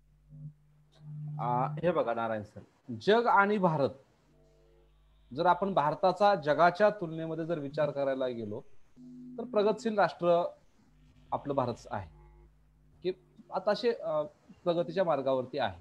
बरोबर. आणि युरोपियन देशांमध्ये सुद्धा मला असं वाटतं की सगळ्याच ठिकाणच्या शाळा ह्या सुरू नसतील, 100% शाळा सुरू नसतील. नक्कीच आहे त्या ठिकाणी. तसंच आता परंतु आपल्याकडे आता सुट्टीचा कालावधी आहे. एक लक्षात घ्या, युरोपियन देशांमध्ये शाळा सुरू झाल्या म्हणजे भारताने लगेच शाळा सुरू करायच्या का? हा खूप मोठा प्रश्न आहे की आपल्याकडे नाही. शक्यतो महाराष्ट्रामध्ये तर सांगतो मी, महाराष्ट्रामध्ये म्हणजे शक्यतो भारतामध्ये परिस्थितीनुसार उन्हाळ्या समर व्हॅकेशनला सुट्ट्या असतात. मग काहींच्या लवकर असतात, काहींच्या उशीर असतात, हे मात्र खरं आहे. परंतु आपण जर आपल्या महाराष्ट्राचा विचार केला तर आपल्याला 1 मे पासून सुट्ट्याच असतात. मग आता या काळात शासनाने शाळा भरवाव्यात का? म्हणजे युरोपियन देशांच्या सुट्ट्यांचा कालावधी, त्यांचा तो सुट्ट्या वेगळ्या असतील आणि ज्या ठिकाणी त्यांना शक्य असेल त्याच ठिकाणी त्यांनी शाळा सुरू केल्या असतील. त्याच्यामुळे उगाच घाबरून जायचं काही कारण नाहीये की युरोपीय देशांनी शाळा सुरू केल्या मग आता भारताने लगेच सुरू करायला पाहिजेत. भारतातल्या लोकांनी किंवा महाराष्ट्रातल्या लोकांनी लगेच असं नाही म्हणायला पाहिजे की आता नाही चीनमध्ये शाळा सुरू झाली, चीनमध्ये इतकी महामारी येऊन सुद्धा त्या ठिकाणी काहीच झालं नाही, तिथल्या शाळा सुरू झाल्या, मग आमच्याकडे काहीच नसताना आमच्या मुलांचं नुकसान होतंय आणि शाळा सुरू करा. तर असं काही कुणी त्यामध्ये विचार करू नका. असं काही विचार करून स्वतःवरती काय म्हणजे असं एवढं काय वाईट होणार नाहीये. थोडं शांत होऊ द्या. ही शिक्षण प्रक्रिया आहे. शिक्षण प्रक्रिया ही चालू प्रक्रिया असते आणि त्याच्यामुळे असं काही एवढं लगेच गंभीर तुमच्यावरती खूपच मोठं नुकसान येणार आहे. एक 15 दिवस शाळा उशिरा सुरू झाल्या किंवा 10 दिवस शाळा उशिरा सुरू झाल्या किंवा महिना शाळा सुरू झाल्या तर असं काही नाहीये. मुलं शिकत असतात. मुलांचा बुद्ध्यांक हा सगळ्यांचा सारखा नसतो. त्याच्या पद्धतीने जो तो शिकत असतो हा हे आपणच सांगतो आणि पुन्हा आपणच असं म्हणायचं की युरोपातल्या शाळा सुरू झाल्या म्हणून इकडे कधी सुरू होतील. असं काहीही कुणीही टेन्शन काही घेऊ नका. प्रशासन योग्य वेळी योग्य निर्णय घेईल.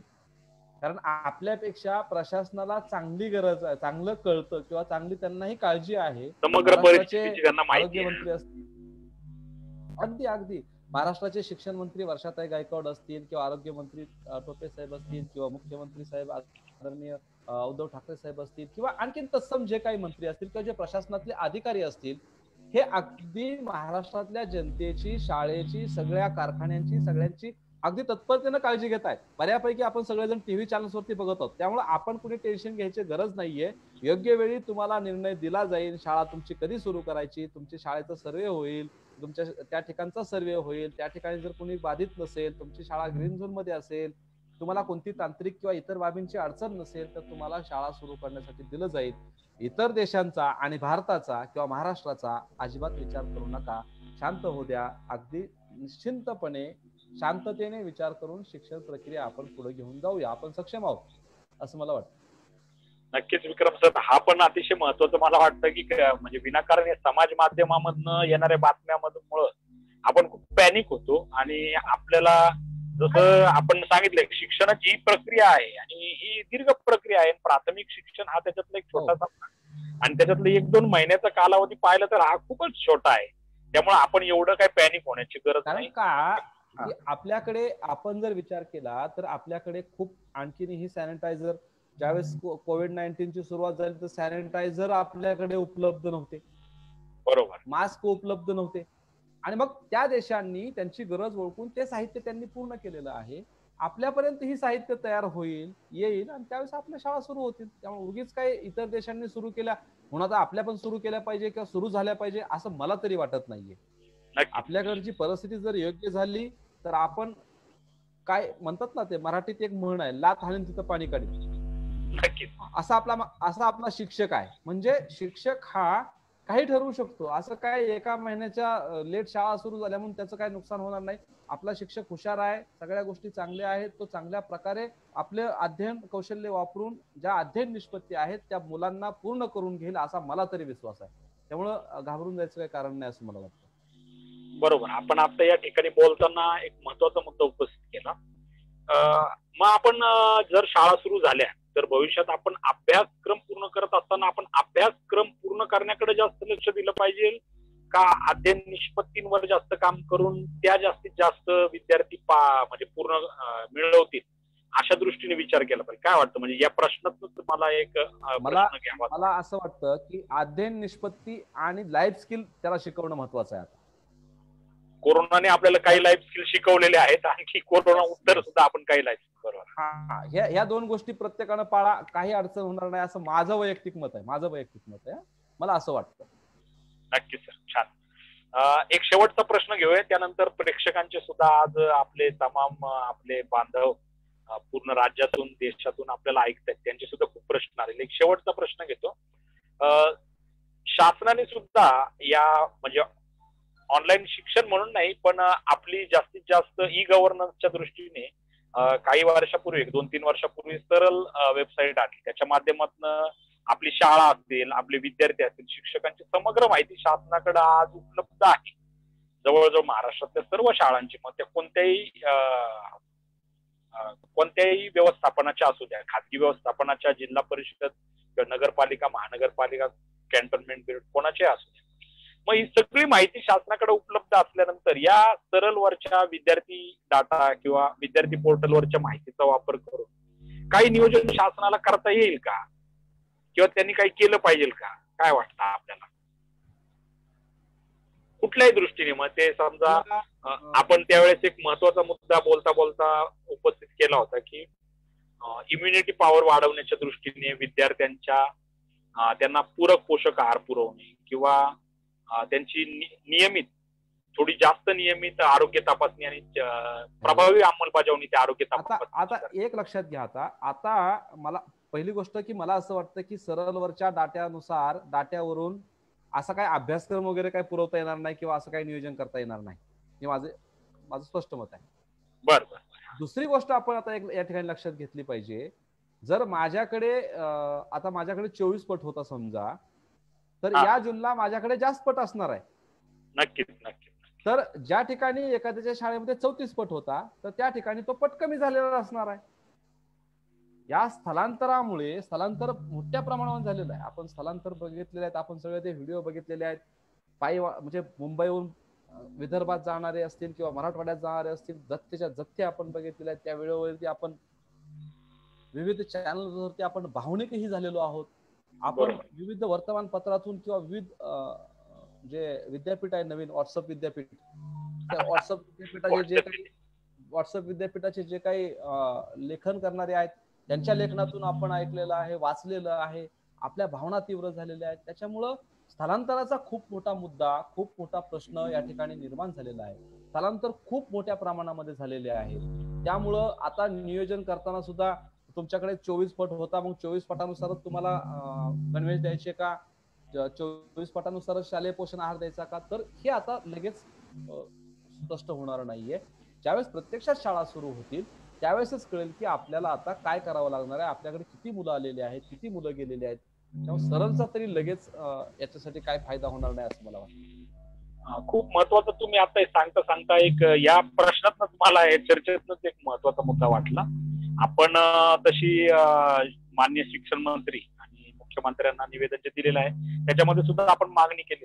तर पुन्हा एकदा पण मी या ठिकाणी या मंचावर आपल्याला विचारू इच्छितो की आता या कोरोनाने अनेकांचे रोजगार हिरावून घेतलेले, ग्रामीण भागात, विशेषतः ग्रामीण भागात म्हणतो मी, किंवा जिथेही आर्थिक स्तर निम्न आर्थिक स्तरातले जे पालक आहेत त्यांची आर्थिक परिस्थिती अत्यंत बिकट झालेली.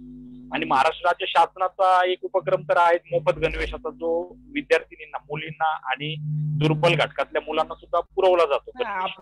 आपण तो सांगितलंय की सर्व मुलांना द्या. तोच माझा मुद्दा आहे की मग या दृष्टीने आपण काय, म्हणजे शासनाकडनं काय अपेक्षा आपली, की म्हणजे सर्व विद्यार्थ्यांना देण्यासाठी आणखी काय 100% मुलांना, मग तो कॅटेगरी न पाहता, संवर्ग न पाहता, जे तुमच्या शाळेमध्ये मुलगा असेल, मुलगी असेल, आज अशी परिस्थिती आहे पालकांची, हाताला उद्योग नाहीये, हाताला काम नाहीये, आणि अशा परिस्थितीमध्ये शाळा सुरू झाल्यानंतर पुन्हा आपण एवढंच नाही, गणवेशच नाही तर शैक्षणिक साहित्य सुद्धा आपण मागितलेलं आहे, लेखन साहित्य सुद्धा मागितलेलं आहे. आणि सगळ्यात महत्वाचं, शाळा कधीही सुरू होऊ द्यात, मी असं लिहिलेलं आहे की आपण असं लिहिलेलं आहे की शाळा कधीही सुरू होऊ द्यात, जूनच्या पहिल्या आठवड्यामध्ये मुलांच्या हातामध्ये पुस्तकं गेली पाहिजे, बरोबर, पाठ्यपुस्तकं. आणि मग आम्ही बातम्या पण वाचतोय की पाठ्यपुस्तकाचं वितरण सुरू झालंय. शासनाचं मी स्वागत करतो, शासनाच्या मी निर्णयाचं, किंवा आम्ही जे निवेदन दिलं होतं त्याचा विचार करून त्यांनी जे काही निर्णय घेतले असतील, किंवा जून शाळा सुरू होऊ वगैरे न होऊ, कोविड-19 मुळे शाळा सुरू होतील हे माहित नाही, परंतु जूनच्या पहिल्या आठवड्यामध्ये आपण प्रत्येक शाळेतील मुलांपर्यंत पुस्तक पोहोचवलं पाहिजे, किंवा पोहोचवतं कसं येईल यासाठी प्रयत्नशील असलं पाहिजे, हेही आपण या ठिकाणी सांगितलं. नक्कीच, खूप छान विक्रम सर, आपण आपल्या या चर्चेच्या माध्यमातून कोरोनाच्या काळातलं किंवा कोरोना नंतरचं शाळा आणि शिक्षण याविषयी खूप छान असं मार्गदर्शन केलेलं आहे. आपल्याला राज्यभरातनं अक्षरशः म्हणजे प्रचंड असे प्रश्न आलेले आहेत. तर आपण पटपट अनेक मुद्दे आपल्या चर्चेच्या माध्यमातून येऊन गेलेले आहेत. तर जे मुद्दे आपल्या चर्चेच्या माध्यमातून येऊन गेलेले त्याच्यावर आपण अतिशय थोडक्यात आपण त्याचं उत्तर देऊन आपण पुढे जाऊया. आणि आज विशेष म्हणजे आपण आज त्याच्यामुळे लोकांचा उत्साह दुणावलेला आहे प्रश्न विचारण्यासाठी. तर सगळ्यात पहिला प्रश्न आहे अशोक वागणे यांचा. ते विचारतायत, कोरोना नंतरच्या शिक्षणामध्ये शिक्षकांना आपल्या भूमिकेत कोणते बदल करावे लागतील? आपण चर्चा केलेली आहे तरी मी सुरुवातीला सांगितलं की शिक्षकांना स्वतः बदललं पाहिजे, तंत्रज्ञान आत्मसात केलं पाहिजे, त्याचबरोबर चालण्याची, वागण्याची, बोलण्याची, शिकवण्याची, अध्यापन करण्याची, मुलांशी वागण्याची किंवा त्यांना वागवून घेण्याची पद्धत सुद्धा आपल्याला आता बदलावी लागणार आहे. जाण्याची, येण्याची, गाडी चालवण्याची सुद्धा, चालण्याची सुद्धा पद्धत बदलावी लागणार आहे. कारण कोरोनानं आपल्याला आता सगळं काही शिकवलेलं आहे. मग आता आपल्याला स्वतःमध्ये बदल करणं, परिस्थितीनुसार बदल करायची आपल्याला आता आवश्यकता आहे. नक्कीच सर. योगेश आहेर औरंगाबादवरनं विचारत, खूप छान प्रश्न त्यांनी विचारलेला आहे आणि मला वाटतं म्हणजे आपण उत्तर द्यालच. कोरोना नंतरच्या शैक्षणिक आव्हानांना सामोरे जाण्यासाठी आज मिळालेल्या वेळेचा सदुपयोग मला कसा करता येईल? योगेश आहेर औरंगाबादवरनं विचारते. कोरोना नंतरच्या आव्हानांना सामोरे जाण्यासाठी, शैक्षणिक आव्हानांना सामोरे जाण्यासाठी आज जो वेळ मिळालेला आहे त्याचा सदुपयोग मला कसा करता येईल? तर वाचन करा. स्वतःमध्ये तंत्रज्ञानाचं जर काही तुम्हाला येत नसेल, तंत्रज्ञान शिकून घ्या. वेगवेगळ्या वेबसाईट आहेत, वेगवेगळ्या माहिती मिळते. आपल्या मुलांना आपण कशा प्रकारे छोटे छोटे व्हिडिओ बनवा, येत असेल तर व्हिडिओ छोटे छोटे बनवा, आपल्या ग्रुपमध्ये पाठवा, पालकांना पाठवा. खूप काय करता येईल सर आपल्याला. नक्कीच नक्कीच. आणि ही संवादाची मालिका सुद्धा त्याच हिशोबाने आहे की आपण कोरोना नंतरच्या काळामध्ये कशा पद्धतीने शैक्षणिक आव्हानांना सामोरे जाऊ शकतो. अशा या संवाद मालिकांचा सुद्धा त्यांनी लाभ घेतला पाहिजे. योगेश सरांना मी विनंती करतो. त्यानंतर सुधीर कांबळे सर विचारतात, प्राथमिक स्तरावर अध्यापन करताना अध्यापन पद्धतीत कोणता बदल करावा लागेल तंत्रज्ञाना व्यतिरिक्त? त्यांचं म्हणे तंत्रज्ञाना व्यतिरिक्त अध्यापन पद्धतीत कोणता बदल? सुधीर कांबळे सरांचा प्रश्न पुन्हा सांगा जरा. प्राथमिक स्तरावर अध्यापन करत असताना अध्यापन पद्धतीत कोणता बदल करावा लागेल? अध्यापन पद्धतीमध्ये तंत्रज्ञान सोडून म्हणतायत ते, म्हणजे तंत्रज्ञाना व्यतिरिक्त. हा ठीक आहे. जसं आता आपल्याकडे पहिली गोष्ट शाळा सुरू होत्या. शाळा सुरू झाल्यानंतर अध्यापन पद्धतीमध्ये आता आपल्याला जर समजा किती दिवस मिळतायत, आपल्याला शाळा सुरू कधी होत आहेत, आपल्याला किती दिवस मिळतायत, त्याचं नियोजन कसं होतंय, त्याचे किती सेमिस्टर घ्यायचे हे ठरतंय, किती चाचण्या घ्यायच्या हे पण सगळं बदलावं लागणार आहे आपल्याला आता. नक्कीच. मला असं वाटतं की मूल्यमापन किती टप्प्यामध्ये करायचं हे सुद्धा आता आपल्याला ठरवावं लागणार आहे. त्यानुसारच आपल्याला अध्यापन करावं लागणार आहे. दत्तात्रय राऊतवाड सर विचारतायत, दादा कोरोना नंतर नेमकं पालकांना समजावून अथवा समायोजन कसे करावे किंवा समुपदेशन कसे करावे? कोरोना नंतर पालकांचे समुपदेशन किंवा समजावणं त्यांना कसं केलं पाहिजे? सगळ्यात महत्वाचं की तेच मी माझ्या चर्चेतही या ठिकाणी मला वाटतं आपण बोलून गेलेलो आहोत. हो. शासनाचे जे काही निर्देश आहेत त्या निर्देशानुसार पालकांचं समुपदेशन करणं खूप महत्वाची जबाबदारी आपली असणार आहे. अगोदर विद्यार्थी, पालक यांचं समुपदेशन करावं लागणार आहे. कसं करायचं त्यासाठी शिक्षकांना प्रशिक्षण, ऑनलाईन प्रशिक्षण द्या असं मी या ठिकाणी सांगितलेलं आहे की शिक्षकांना प्रशिक्षण द्या. किंवा एक माझ्या निवेदनामध्ये तुम्ही जर निवेदन जर पाहिलं नारायण सर, तुम्ही असेल तर शेअर करू शकता की त्याच्यामध्ये मी असं सांगितलंय की एखादा छोटा व्हिडिओ बनवून, समुपदेशनाचा व्हिडिओ बनवून आपण तो शेअर करू शकाल. नक्कीच नक्कीच. खूप छान सर. सुशील कुमार पांचाळ लातूरवरनं विचारत आहेत, हा पण मुद्दा आपल्या चर्चेत येऊन गेलाय पण पुन्हा एकदा तरी घेतो. शाळा कशा पद्धतीने सुरू होतील आणि लेकरांची काळजी शाळा घरच्यांसारखी घेईल का? शाळा म्हणजे सर कोण? आपणच ना हो. आता मी माझ्या शाळेतल्या लेकरांची काळजी मी घेईल बाबा. म्हणजे माझी शाळा ही माझ्या शाळेची काळजी झाली. आता तुमच्या शाळेत तुम्ही गेल्यानंतर तुम्ही तर खूप म्हणजे कुटुंब वत्सल शिक्षक आहात सर. मी तुमचं सुशील कुमार सर, मी तुमचं सतत काही ना काही पाहत असतो. शाळेतील लेकरांसाठी हे केलं ते केलं. त्यामुळं तुम्ही निश्चिंत राहा. कारण तुमची मुलं, तुमच्या शाळेतील मुलं, तुम्ही एक कुटुंब प्रमुख म्हणून तुम्ही अगदी सुंदररित्या शाळा चालवणार आहात. त्यामुळं माझ्या शाळेतील मुलांचा स्वतः विचार करा, सगळं व्यवस्थित होईल. नक्कीच सर. सुशील कुमार सर नक्कीच आनंद झाला. राजू बनसोडे सर आपल्या अहमदनगरवरनं विचारले, खूप महत्वाचा प्रश्न राजू सरांनी विचारलेला आहे. तंत्रज्ञानाच्या वापरामुळे आर्थिक दृष्ट्या गरीब मुलांचे भवितव्य काय असेल? म्हणजे तंत्रज्ञानाचा वाढता वापर किंवा शिक्षणात त्याचा वाढता वापर याच्यामुळे आर्थिक दृष्ट्या गरीब असलेल्या मुलांचं काय भवितव्य असेल शिक्षणात? मी त्याच्यासाठी सांगितलं की ज्यांच्याकडे मी ज्यावेळेस बायफर्गेशन केलं होतं त्यावेळेस त्यांच्याकडे साधनं नाहीत अशा मी विद्यार्थ्यांचा या ठिकाणी उल्लेख केला होता. आणि या विद्यार्थ्यांसाठी मग आकाश टॅबलेट असतील किंवा शासनाच्या वेगवेगळ्या योजना असतील, त्यातून आपल्याला त्या मुलांसाठी शिक्षकांची जबाबदारी आता वाढली आहे. शिक्षकांची आता भूमिका खूप महत्वाची आहे की त्या मुलांना दुसरा पर्यायच नाहीये. एक तर त्यांचे आई वडील कष्टकरी काम करी, मग याच्यामध्ये ग्रामपंचायत असेल किंवा शाळा व्यवस्थापन समिती असेल किंवा प्रशासन असेल, यांच्या मदतीनं आता आपल्याला हे काम पूर्ण करावं लागणार आहे. मग पुन्हा आता लोकसहभागाचा प्रश्न आला. लोकसहभाग तर आता कुणाकडून घेऊ शकत नाही. आता मला तर असं वाटतं की कोणत्याच गावामध्ये लोकसहभाग कुणी देऊ शकणार नाही. ज्या ठिकाणी मोठ्या मोठे कारखाने कंपन्या असतील त्या ठिकाणी तुम्हाला मिळू शकेल, परंतु ज्या ठिकाणी लोकांचा रोजीरोटीचा प्रश्न आहे त्या ठिकाणी तुम्ही काय आता लोकसहभाग मागणार आहात. म्हणून जे साहित्य आहे किंवा शासन प्रशासन आणि जे काही देऊ शकतात त्यांच्या मदतीनेच आता आपल्याला आता हे असं काम करावं लागणार आहे आणि त्या मुलांना आपल्याला शिक्षणाच्या प्रवाहात आणावं लागणार आहे. नक्कीच, म्हणजे आपण कुठल्याही मुलाला आपण शिक्षणाच्या प्रवाहातून बाहेर पडू देता कामा नाही, कुठल्याही परिस्थितीत. नक्कीच नक्कीच. झगरे गुरुजी जालन्यावर विचारतायत, ऑनलाईन शिक्षण प्राथमिक स्तरावर पूर्ण करण्यासाठी कोणती पूर्वतयारी करावी लागेल? सर, ऑनलाईन शिक्षण 100% प्राथमिक स्तरावर विचारच करू नका. बरोबर. कसं शक्य आहे सर? आपण जिथं आवश्यक आहे तिथंच आपण ऑनलाईन घेऊयात. जरी आता कोरोना नंतरचा जरी काळ असेल तरी प्रत्यक्ष फेस टू फेस आपण मुलांच्या समोर गेल्याशिवाय शिक्षण पूर्ण होणार नाही. ऑनलाईन 100% प्राथमिक शिक्षण तरी पूर्ण होणार नाही आणि ते पूर्ण करण्याचा कोणीही प्रयत्न करू नये. प्राथमिक स्तरावर 8 तासही करू नये प्राथमिक स्तरावरील, मी तर असं म्हणेन. नक्कीच सर. राजेश्री मेश्राम विचारतायत, उन्हाळ्याच्या सुट्टीत ऑनलाईन शिक्षण देणे आवश्यक आहे काय? आता म्हणजे त्यांचा आताच सध्या चालू कोरोना काळात असावा अंदाज. काय आवश्यकता नाहीये, परंतु जर तुम्हाला तुम्हाला द्यायचं असेल एक असंच, जर तुमच्याकडे पालकांचा व्हॉट्सअप गट असेल, जर तुमच्याकडे त्या मुलांकडे साधनं असतील, इंटरनेट असेल तर तुम्ही देऊ शकता. परंतु आता उन्हाळ्याच्या सुट्ट्यांमध्ये मुलांना ऑनलाईन अभ्यास द्यायची आवश्यकता मला आहे असं मला तरी वाटत नाही. मी माझ्या शाळेत आता द्यायचं बंद केलेलं आहे. शिक्षण पूरक कृती आपण देऊ शकतो. हो हो सर, खूप छान. त्यानंतर उस्मानाबादवरनं आपल्याला सरिता उपाध्ये मॅडम विचारतायत, कोणती नवीन संकल्पना सुरू केली की तिचा अतिरेक केला जातो, या अतिरेकामुळे मग नकारात्मकता सुरू होते, त्यामुळे ऑनलाईन शिक्षणाच्या संदर्भात गाईडलाईन्स निश्चित व्हायला हव्या आहेत का? याबद्दल आपण काय सुचवा? शेवटचं वाक्य पुन्हा बोला सर. ऑनलाईन शिक्षणाच्या संदर्भात काही गाईडलाईन्स निश्चित करायला हव्यात का?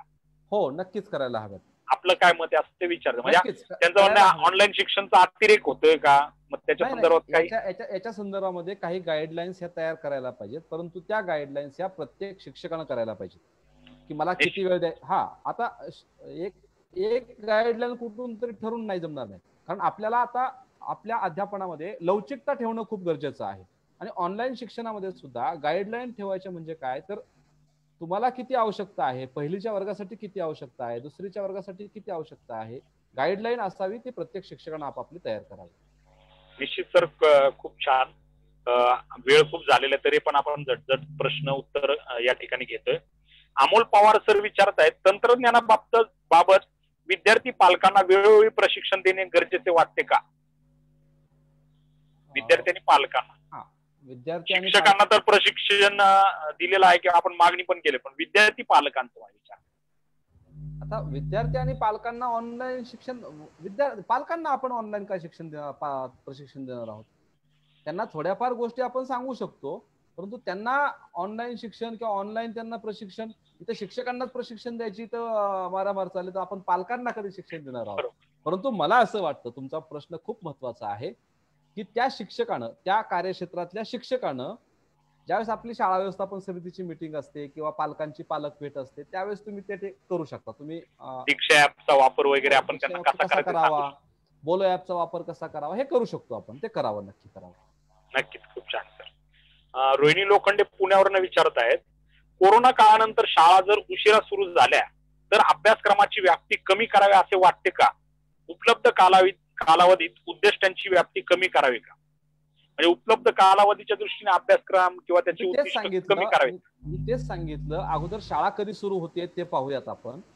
जर शाळा, मी तुम्हाला सांगितलं की जून आणि जुलैला जरी शाळा सुरू झाल्या नाही तरी चिंता करण्याची किंवा पॅनिक होण्याची गरज नाही. आपण तेवढ्या ऑगस्ट पासून जरी आपली नियमित शाळा सुरू झाली तरी आपण सगळा अभ्यासक्रम पूर्ण करू शकू असं मला वाटतं.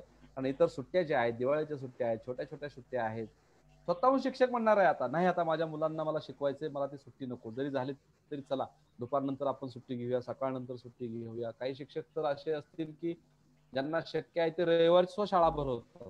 कारण अगोदरच आपल्याकडे अशा काही शाळा आहेत. आता तो केशव गावितची मला या ठिकाणी उल्लेख करावासा वाटतो. केशव गावितचा नाशिकमध्ये त्र्यंबकेश्वर मध्ये काम करतोय, भन्नाट आपलातून काम करतोय पोरगा. तो 365 दिवस शाळा चालवतोय आणि त्याची शाळा जर बघितली ना तर भले भल्यांच्या, म्हणजे मी महाराष्ट्रातली 1 नंबरची शाळा म्हणेन. मला आता शाळेचं, केशवची शाळेचं नाव काय सर? नेमकं मला पण आता ना मला आठवण आता. हिवाळी शाळा बघा तुम्ही जाऊन, आपलातून भन्नाट काम करतोय पोरगा. त्याच्यामुळं असं काय टेन्शन घ्यायची गरज नाही की अभ्यासक्रम कमी करावा लागेल, उद्दिष्ट कमी करावी लागतील, अध्ययन निष्पत्ती कमी करावी लागतील, असं काही नाही. जर खूपच उशीर झाला शाळा भरण्यासाठी तर ते मूल्यमापन विभाग आहे आपल्या शासनाचा, SCRT आहे, ते सगळे निर्णय येतील आपल्यापर्यंत. नका एवढं टेन्शन. नक्की. आपले शिक्षक खूप उत्सुक आहेत आणि अनेक महिन्या, म्हणजे जवळजवळ 2 महिन्याचा आपल्या विद्यार्थ्यांपासून पडलेला गॅप मुळे त्यांना ही उत्सुकता आहे आणि काय करतील. अपर्णा धाडपळे कन्नड औरंगाबादवरून विचारतायत, सर बेसिक गोष्टींसाठी झगडताना स्पेशल सुविधा कशा द्यायच्या मुलांना?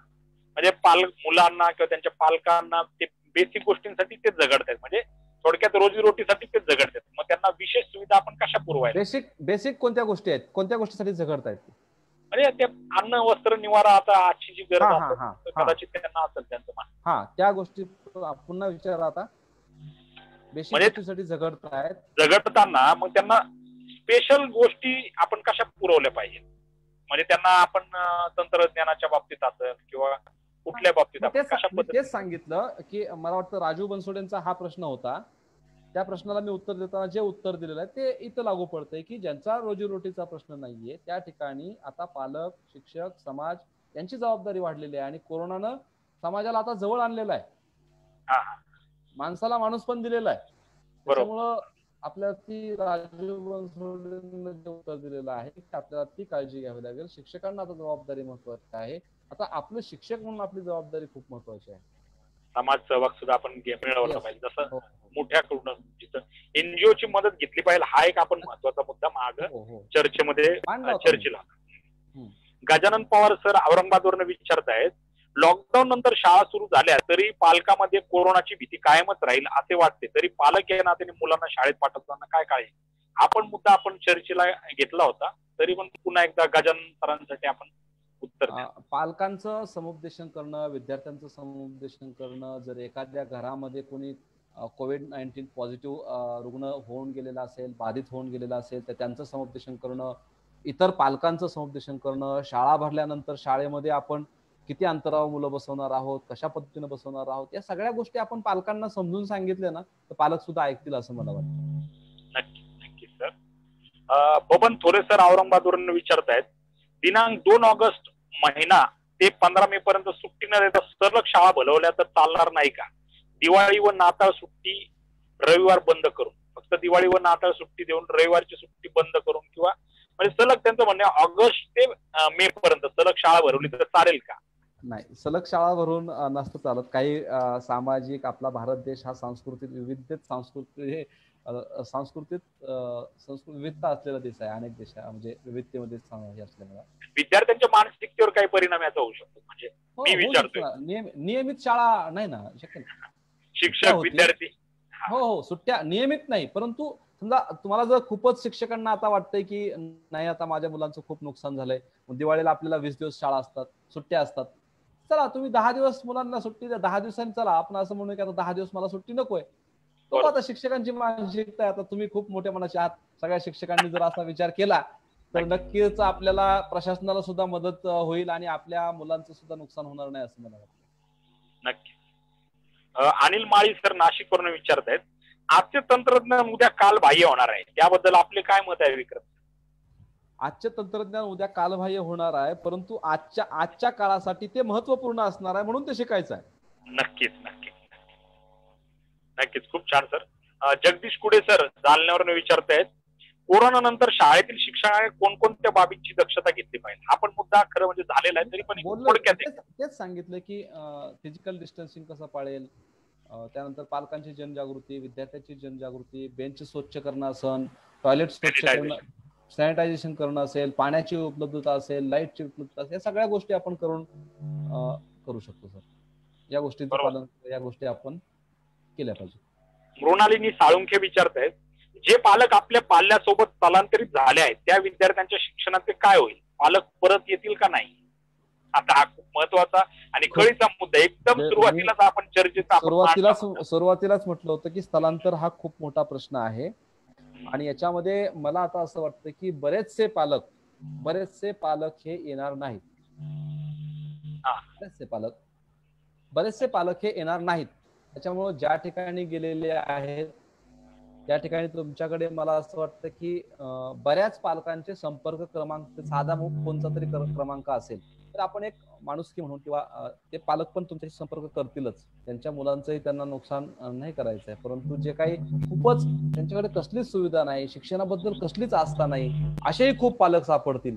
तर ज्या शाळेमध्ये, ज्या गावामध्ये अशी मुलं आली असतील तर त्या गावामध्ये त्या शिक्षकानं, महाराष्ट्रातील सर्व शिक्षकांनी आपल्या शाळेतील मुलांच्या किंवा शाळा व्यवस्थापन समितीच्या मदतीनं अशा मुलांना आपल्या शाळेत प्रवेशित करणं ही आपली जबाबदारी आहे, एक माणुसकी म्हणून.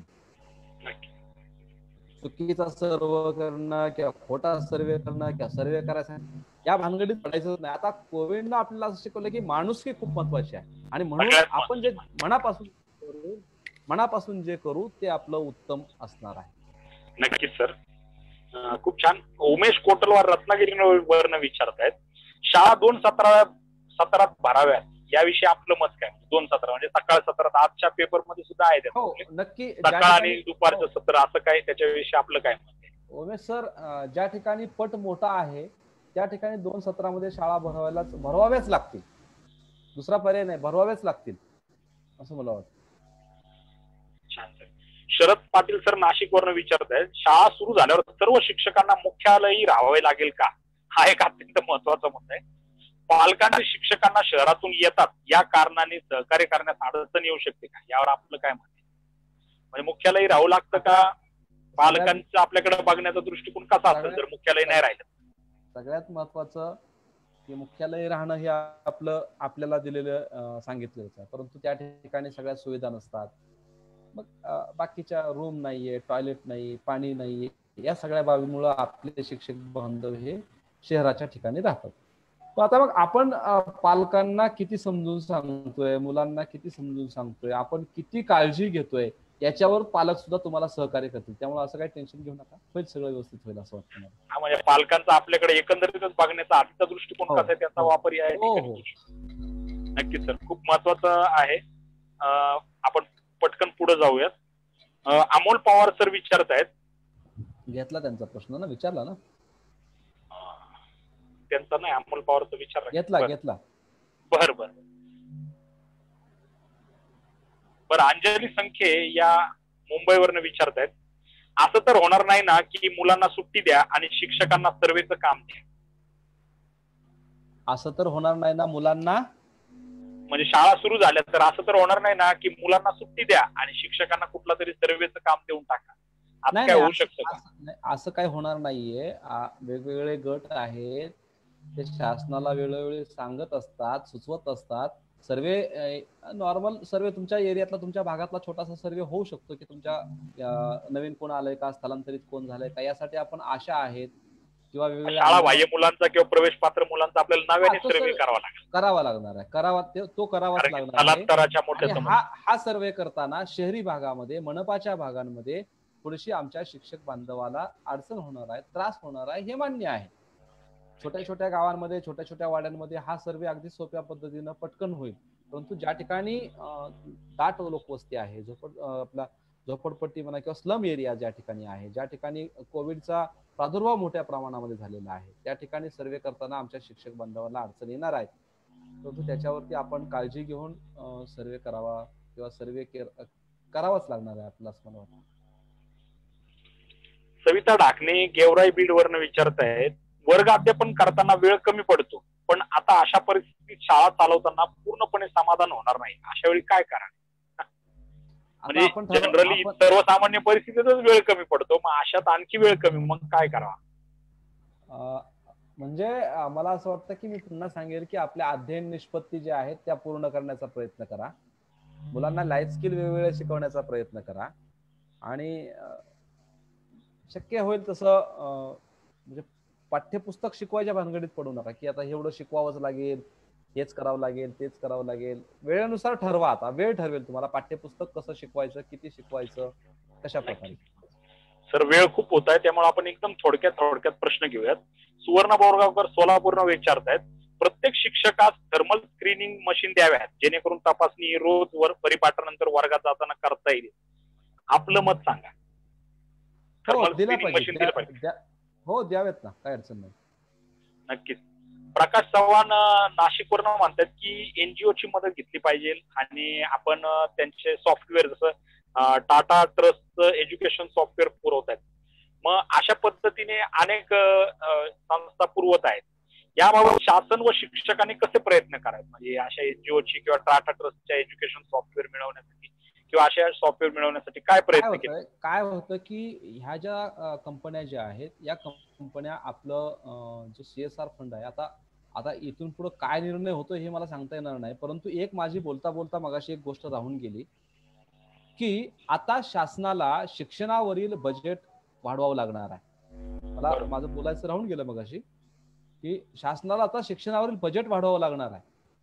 आता 2-3% आता काय होणार नाही की जे खरोखर खूप महत्वाचं आरोग्य आणि शिक्षण या दोन बाबी आहेत, या दोन बाबींवरील शासनाला आपलं बजेट हे नियोजन हे वाढवावं लागणार आहे. आणि ज्या NGO आहेत, हे प्रशासन आहे, प्रशासन तुम्हाला वेळोवेळी सांगेलच की या NGO आहेत, या NGO कडून वेगवेगळे सॉफ्टवेअर्स मिळत आहेत, तर ते वेळोवेळी तुम्हाला मार्गदर्शन शासन देईल अशी आपण अपेक्षा व्यक्त करूया, आशा करूया शासनाकडून. नक्कीच. नितीन शेजवळ पुण्यावरनं विचारतायत, शिक्षकांनी पुढाकाराने शाळा सुरू केल्यानंतर चुकून विद्यार्थ्यांना बाधा झाली तर शिक्षकांना प्रशासनाकडून अनेक अडचणींना सामोरे जावे लागेल का? नाही, काय कारण नाही. शिक्षकांना समजा बाधा झाली तर विद्यार्थ्यांना, त्यांचं म्हणणं विद्यार्थ्यांना जर बाधा झाली तर काय अडचण नाही, परंतु एक लक्षात घ्या, ती एका विद्यार्थ्याला बाधा होणार नाही, अख्ख्या शाळेला बाधा होणार आहे. बरोबर. त्याच्यामुळं आपण पहिली गोष्ट एक लक्षात घेतलं पाहिजे की खूप काळजी घ्यावी लागणार आहे नितीन सर आपल्याला. की आता सुवर्णानं सांगितलं की थर्मल मशीन वगैरे चेकिंग वगैरे किंवा असं काहीतरी मोठ्या पटात त्या ठिकाणी तर करावंच लागणार आहे. आणि आपल्याला जर काही असे सिम्पटम्स दिसले, जर काही आपल्याला लक्षणं वाटली, तर आपल्याला प्रत्येक शिक्षकाला खूप जबाबदारी आणि मेहनत घ्यावी लागणार आहे. त्यामुळं मला असं वाटत नाही की एखाद्या विद्यार्थ्याला बाधा झाली म्हणून त्याचा समाज तुटून पडेल किंवा काही, ते सगळ्या पूर्ण शाळेला बाधा होणार आहे. त्याच्यामुळे ते आपण काळजी घेतली पाहिजे. भरत पाटील मालेगाव नाशिकवरून विचारतात, वर्तमान स्थितीत आणि भविष्यातील स्थिती पाहता थिंक टँकची जीवन कौशल्याबाबत भूमिका महाराष्ट्र शासनाकडे मांडली आहे का, व तशी योजना काय आहे? म्हणजे जीवन कौशल्य शिकवण्याबाबत काही योजना मांडलेली आहे. आपण त्यावेळेला मागे पण चर्चेत याचा उल्लेख केलाच होता. प्रवीण शिंदे विचारतायत, पालकांच्या मनातून मुलांचे शैक्षणिक नुकसान झालंय ही भावना दूर कशी करावी, त्यांचे समुपदेशन कसे करावे? तेच सांगितलं ना की आता त्यांना समजून सांगा की बाबा मार्च पासून सुट्ट्या झाल्यात, आमची आता फक्त आमचं सगळं शिकवून झालं होतं, मुलांचे फक्त पेपरच घ्यायचे होते आणि संकलितचे पेपर घ्यायचे होते. आम्ही वर्षभर त्यांचं मूल्यमापन केलेलं आहे, सातत्यपूर्ण सर्वंकष मूल्यमापन असं सांगतं की बाबा आम्ही तिथं जून पासून आतापर्यंत मूल्यमापन करत आलो, त्यामुळे असं काही नुकसान झालेलं नाहीये. त्यांना ते पटवून द्या, पटवून दिलं की समजून पालकांना. बंडू खडतरे म्हणतायत की शाळेमध्ये शालेय पोषण आहार, त्याचबरोबर वर्ग खोल्या, शिक्षक संख्या, शौचालय, पाणी, बैठक व्यवस्था किती जरी असं सांगितलं तरी विद्यार्थी एका मित्रांना भेटणार, हातात हात देणार, आंदोलन करणार, खोड्या करणार, या सगळ्या गोष्टी विचारात घेऊन, तसेच शाळा जेवढ्या चांगली पालकांना वाटते तेवढ्या शाळेवरती रोष ओढवणारे पण काही पालक आहेत.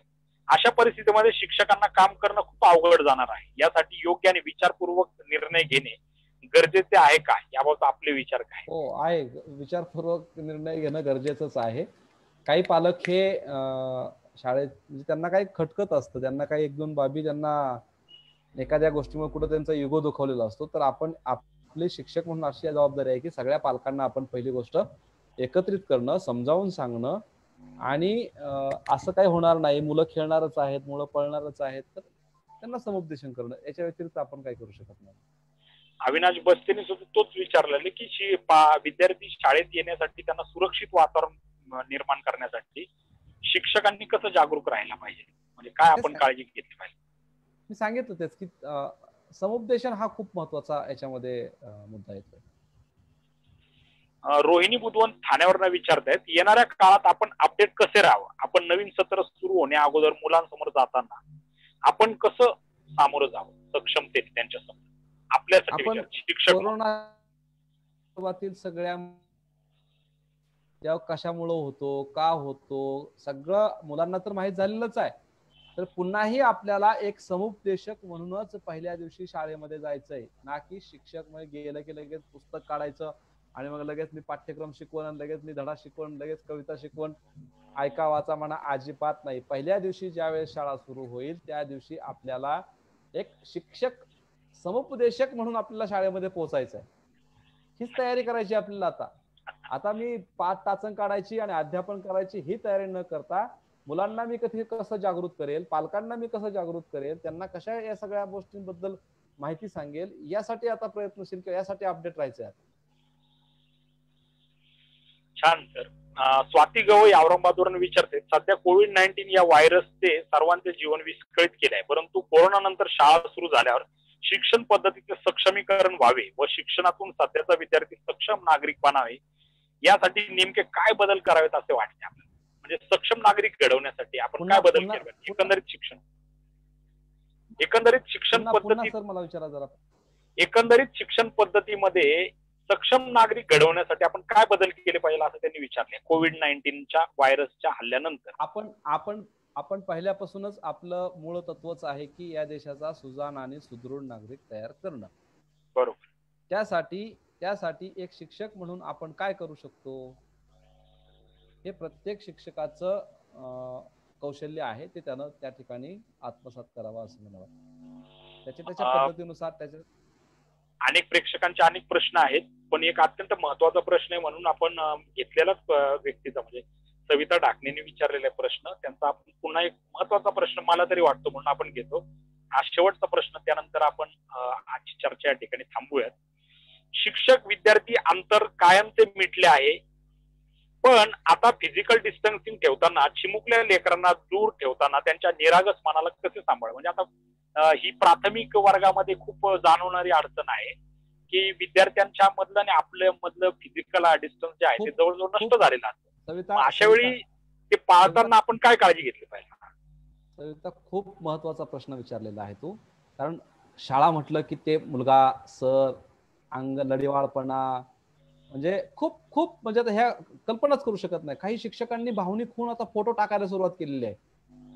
काही शिक्षकांनी, मी आज एका ठिकाणी सोशल मीडियावरती एका कुठल्या तरी गटात पाहिलं की त्या शिक्षकानं भावनिक होऊन त्याच्या मुलांची आठवण येते म्हणून फोटो टाकलेले आहेत एकत्र, असे त्याने सेल्फी वगैरे काढलेले. म्हणजे खूप कठीण परिस्थितीला तुकाराम अडसूळ सरांनी आज त्यांच्या शाळेत बरोबर, तुकाराम अडसूळ सरांनी, विसरलो तुम्ही, तुकाराम अडसूळ सरांनी आज एक फोटो टाकलेला आहे आणि खूप भावनिक झालेला आहे तो माणूस.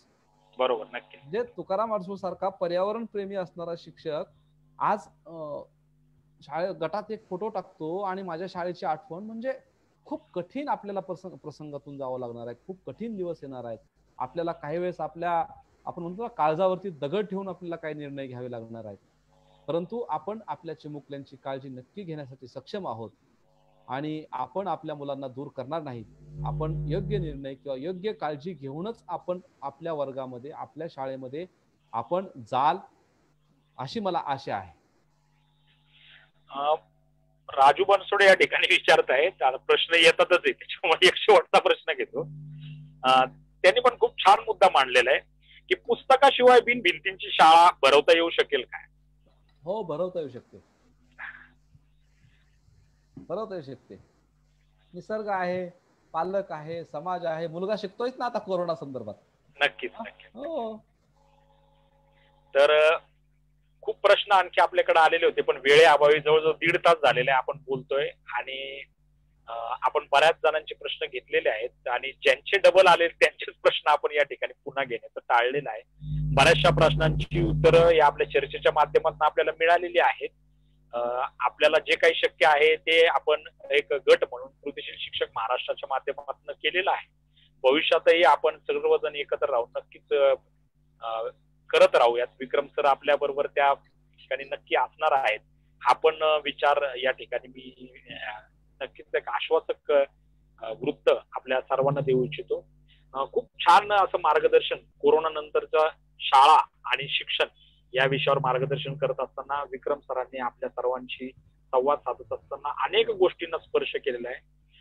जाता जाता आता मी विक्रम सर, हा कोरोनाचा अतिशय भयंकर संकटाचा काळ आपल्या सर्वांसमोर उभा राहिलेला आहे. तर एक शिक्षक म्हणून आपल्या सर्व गटातल्या बांधवांसाठी किंवा हा कार्यक्रम पाहणाऱ्या सर्वांसाठी कृतीशील शिक्षक महाराष्ट्र आणि निशंक भारतच्या वतीने आयोजित करण्यात आलेल्या संवादामधल्या सहभागी असणाऱ्या सर्वांसाठी संदेशवर आपण काय सांगाल? काय एखादी कविता वगैरे आपल्या ज्याच्यातनं आपण लढण्याचं बळ आम्हा सर्व शिक्षकांना द्याल? म्हणजे आपले विचार नेहमीच आम्हाला सर्वांनाच लढण्यासाठी प्रेरित करत असतात. तरी पण एखादी कविता, गीत काहीतरी आपण. कविता मी वाचतो, परंतु मला काय असं लिहिता म्हणता वगैरे काही येत नाही बाबा. तुमची नका म्हणू, पण कोणती ज्याच्यातनं तुम्हाला असं वाटतं की जी कविता तुम्हाला सुद्धा बळ देते आणि आम्हाला सुद्धा बळ देऊ शकेल या परिस्थितीला सामोरे जाण्यासाठी. खूप आता नक्कीच मला माहिती आहे तुम्ही खूप छान, म्हणजे तुम्ही स्वतः जरी कविता लेखन करत नसाल तरी पण तुम्ही स्वतः खूप छान कविता वाचन किंवा गायन करता हे मला माहिती आहे. तर माझी इच्छा आहे सर्व समस्त आपल्या बांधवांच्या वतीने मी आपल्याला अशी फरमाईश करतो की आपण एखादी कविता ऐकवावी या ठिकाणी. कविता वगैरे नाही बरं का, परंतु वामनदादा कर्डकांचं गीत आहे की जे विठ्ठल भुसारे सर अगदी सुंदररित्या म्हणतात. क्या बात आहे, क्या बात आहे. नक्कीच त्या माणसानं म्हणत राहावं आणि आपल्यासारख्यांना ऐकत राहावं. नक्कीच. मी विठ्ठल भुसारे सरांच्या या गीताचा खूप मोठा फॅन आहे, कारण वामनदादा कर्डकांच्या या गीतामध्ये इतकी ताकद आहे आणि आता सुद्धा काळ हा तसाच आहे. तर तुफानातील दिवेचं मी एक कडवं म्हणू शकतो. नक्कीच नक्कीच, प्लीज एक कडवं तरी म्हटलं तरी आम्हाला खूप आनंद येईल. जर घराच्या खिडक्या लावल्या नाही तर लोक म्हणतील आता हे नक्की काय चाललंय, का ओरडायला लागले आता. नाही मला काय अडचण. तुफानातील दिवे आम्ही हो, तुफानातील दिवे, तुफानातील दिवे आम्ही हो, तुफानातील दिवे, तुफान वारा पाऊस धारा मुळीन आम्हा सिवे, तुफानातील दिवे आम्ही हो, तुफानातील दिवे, हल्ल्यावरती होती हल्ले अभंग आमुचे बाले किल्ले, हल्ल्यावरती होती हल्ले अभंग आमुचे बाले किल्ले, असाच ताठर माथा आमुचा. आवाज येतोय सर? हो येतोय. आवाज येतोय मला खूप छान. हो येतोय सर. असाच ताठर माथा आमुचा जरान खाली लवे, तुफानातील दिवे आम्ही हो, तुफानातील दिवे, हाय बिचारा दुबळा वारा, हाय बिचारा दुबळा वारा, निर्दयतेने करीतो मारा, या वाऱ्याने मावळणारी जात आमुची नवे, तुफानातील दिवे आम्ही हो, तुफानातील दिवे, तथागतांच्या चिरंतनातून मानवतेच्या कणाकणातून भीमयुगाच्या निरंजनातून तेल मिळावे नवे, तुफानातील दिवे आम्ही हो, तुफानातील दिवे, काळ्या धरणीवरचे काळे काळाने विणलेले जाळे,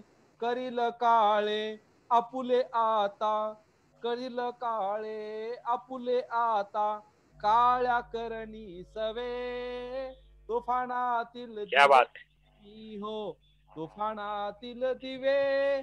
शेवटचं वाक्य म्हणतो मी, एक दिव्याने पेटलेले, हे सगळे 80 मिनिट्स जे आहेत ते एक दिव्याने एक हो नक्कीच. दिव्याने पेटलेले, चरितेसाठी पाठविलेले, काळ्या राणी अखंड येथे फिरते आमुचे थवे, तुफानातील दिवे तुफानातील आम्ही दिवे. हो, तुफानातील दिवे.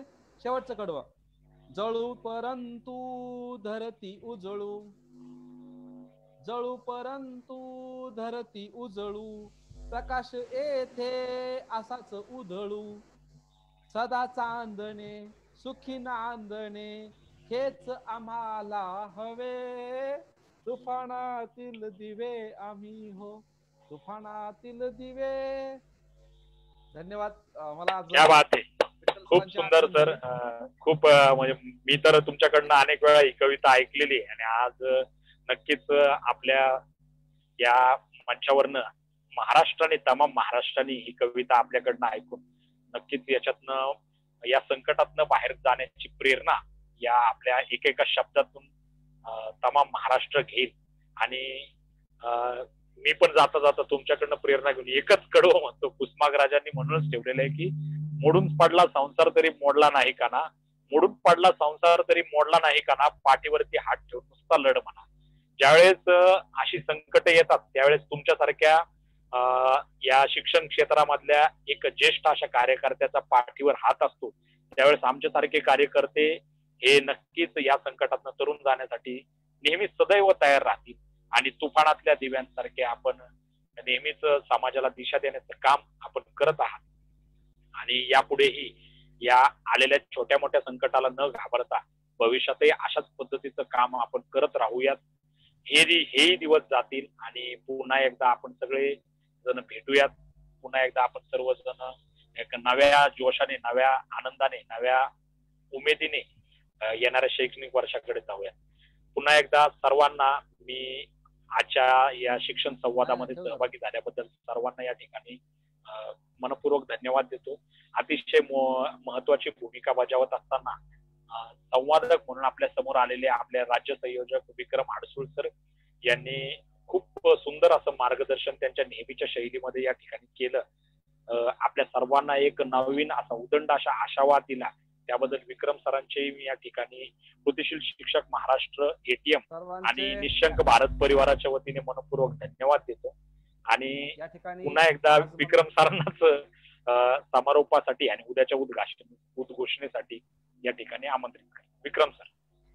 सर्वांनी मला या ठिकाणी ऐकलं. मी जरी राज्य संयोजक असला तरी परिवारानं या ठिकाणी मला बोलण्याची संधी दिली किंवा आपण सर्वांनी या ठिकाणी ऐकलं, त्याबद्दल मी आपल्या सर्वांचे या ठिकाणी धन्यवाद देऊ इच्छितो. आणि उद्याचा आपलं सेशन जे होणार आहे, हे उद्याचं सेशन आपलं असणार आहे 24वे सेशन. आणि या 24व्या संवादामध्ये आपल्याशी संवाद साधण्यासाठी येत आहेत जागतिक लेवलच्या स्टोरी टेलर दीपा किरण यांनी माझ्या शाळेतील विद्यार्थ्यांना एक स्टोरी सांगितली होती. ते उद्या आपल्याशी संवाद साधणार आहेत आणि त्यांचा विषय आहे टीचर अब चलो आईना देखो, ऐसा कुछ तो है, मुझे देखना पड़ेगा मेरे मोबाइल में अभी. पोस्टर वगैरे बॅनर वगैरे सगळं तुमच्यापर्यंत येईल उद्या सायंकाळी 6 वाजता. Teachers let's see inward. Yes, ऐसा कुछ तो है. तो हम देखेंगे कि बच्चों को हम कैसे, मुलांना आपण कशी स्टोरी शिकवू शकतो किंवा स्टोरीतून आपण काय काय देऊ शकतो की इतर बाबींवरती प्रकाश टाकण्यासाठी आपल्या समोर येत आहेत दीपा किरण हैदराबाद इथून. आजचा कार्यक्रम या ठिकाणी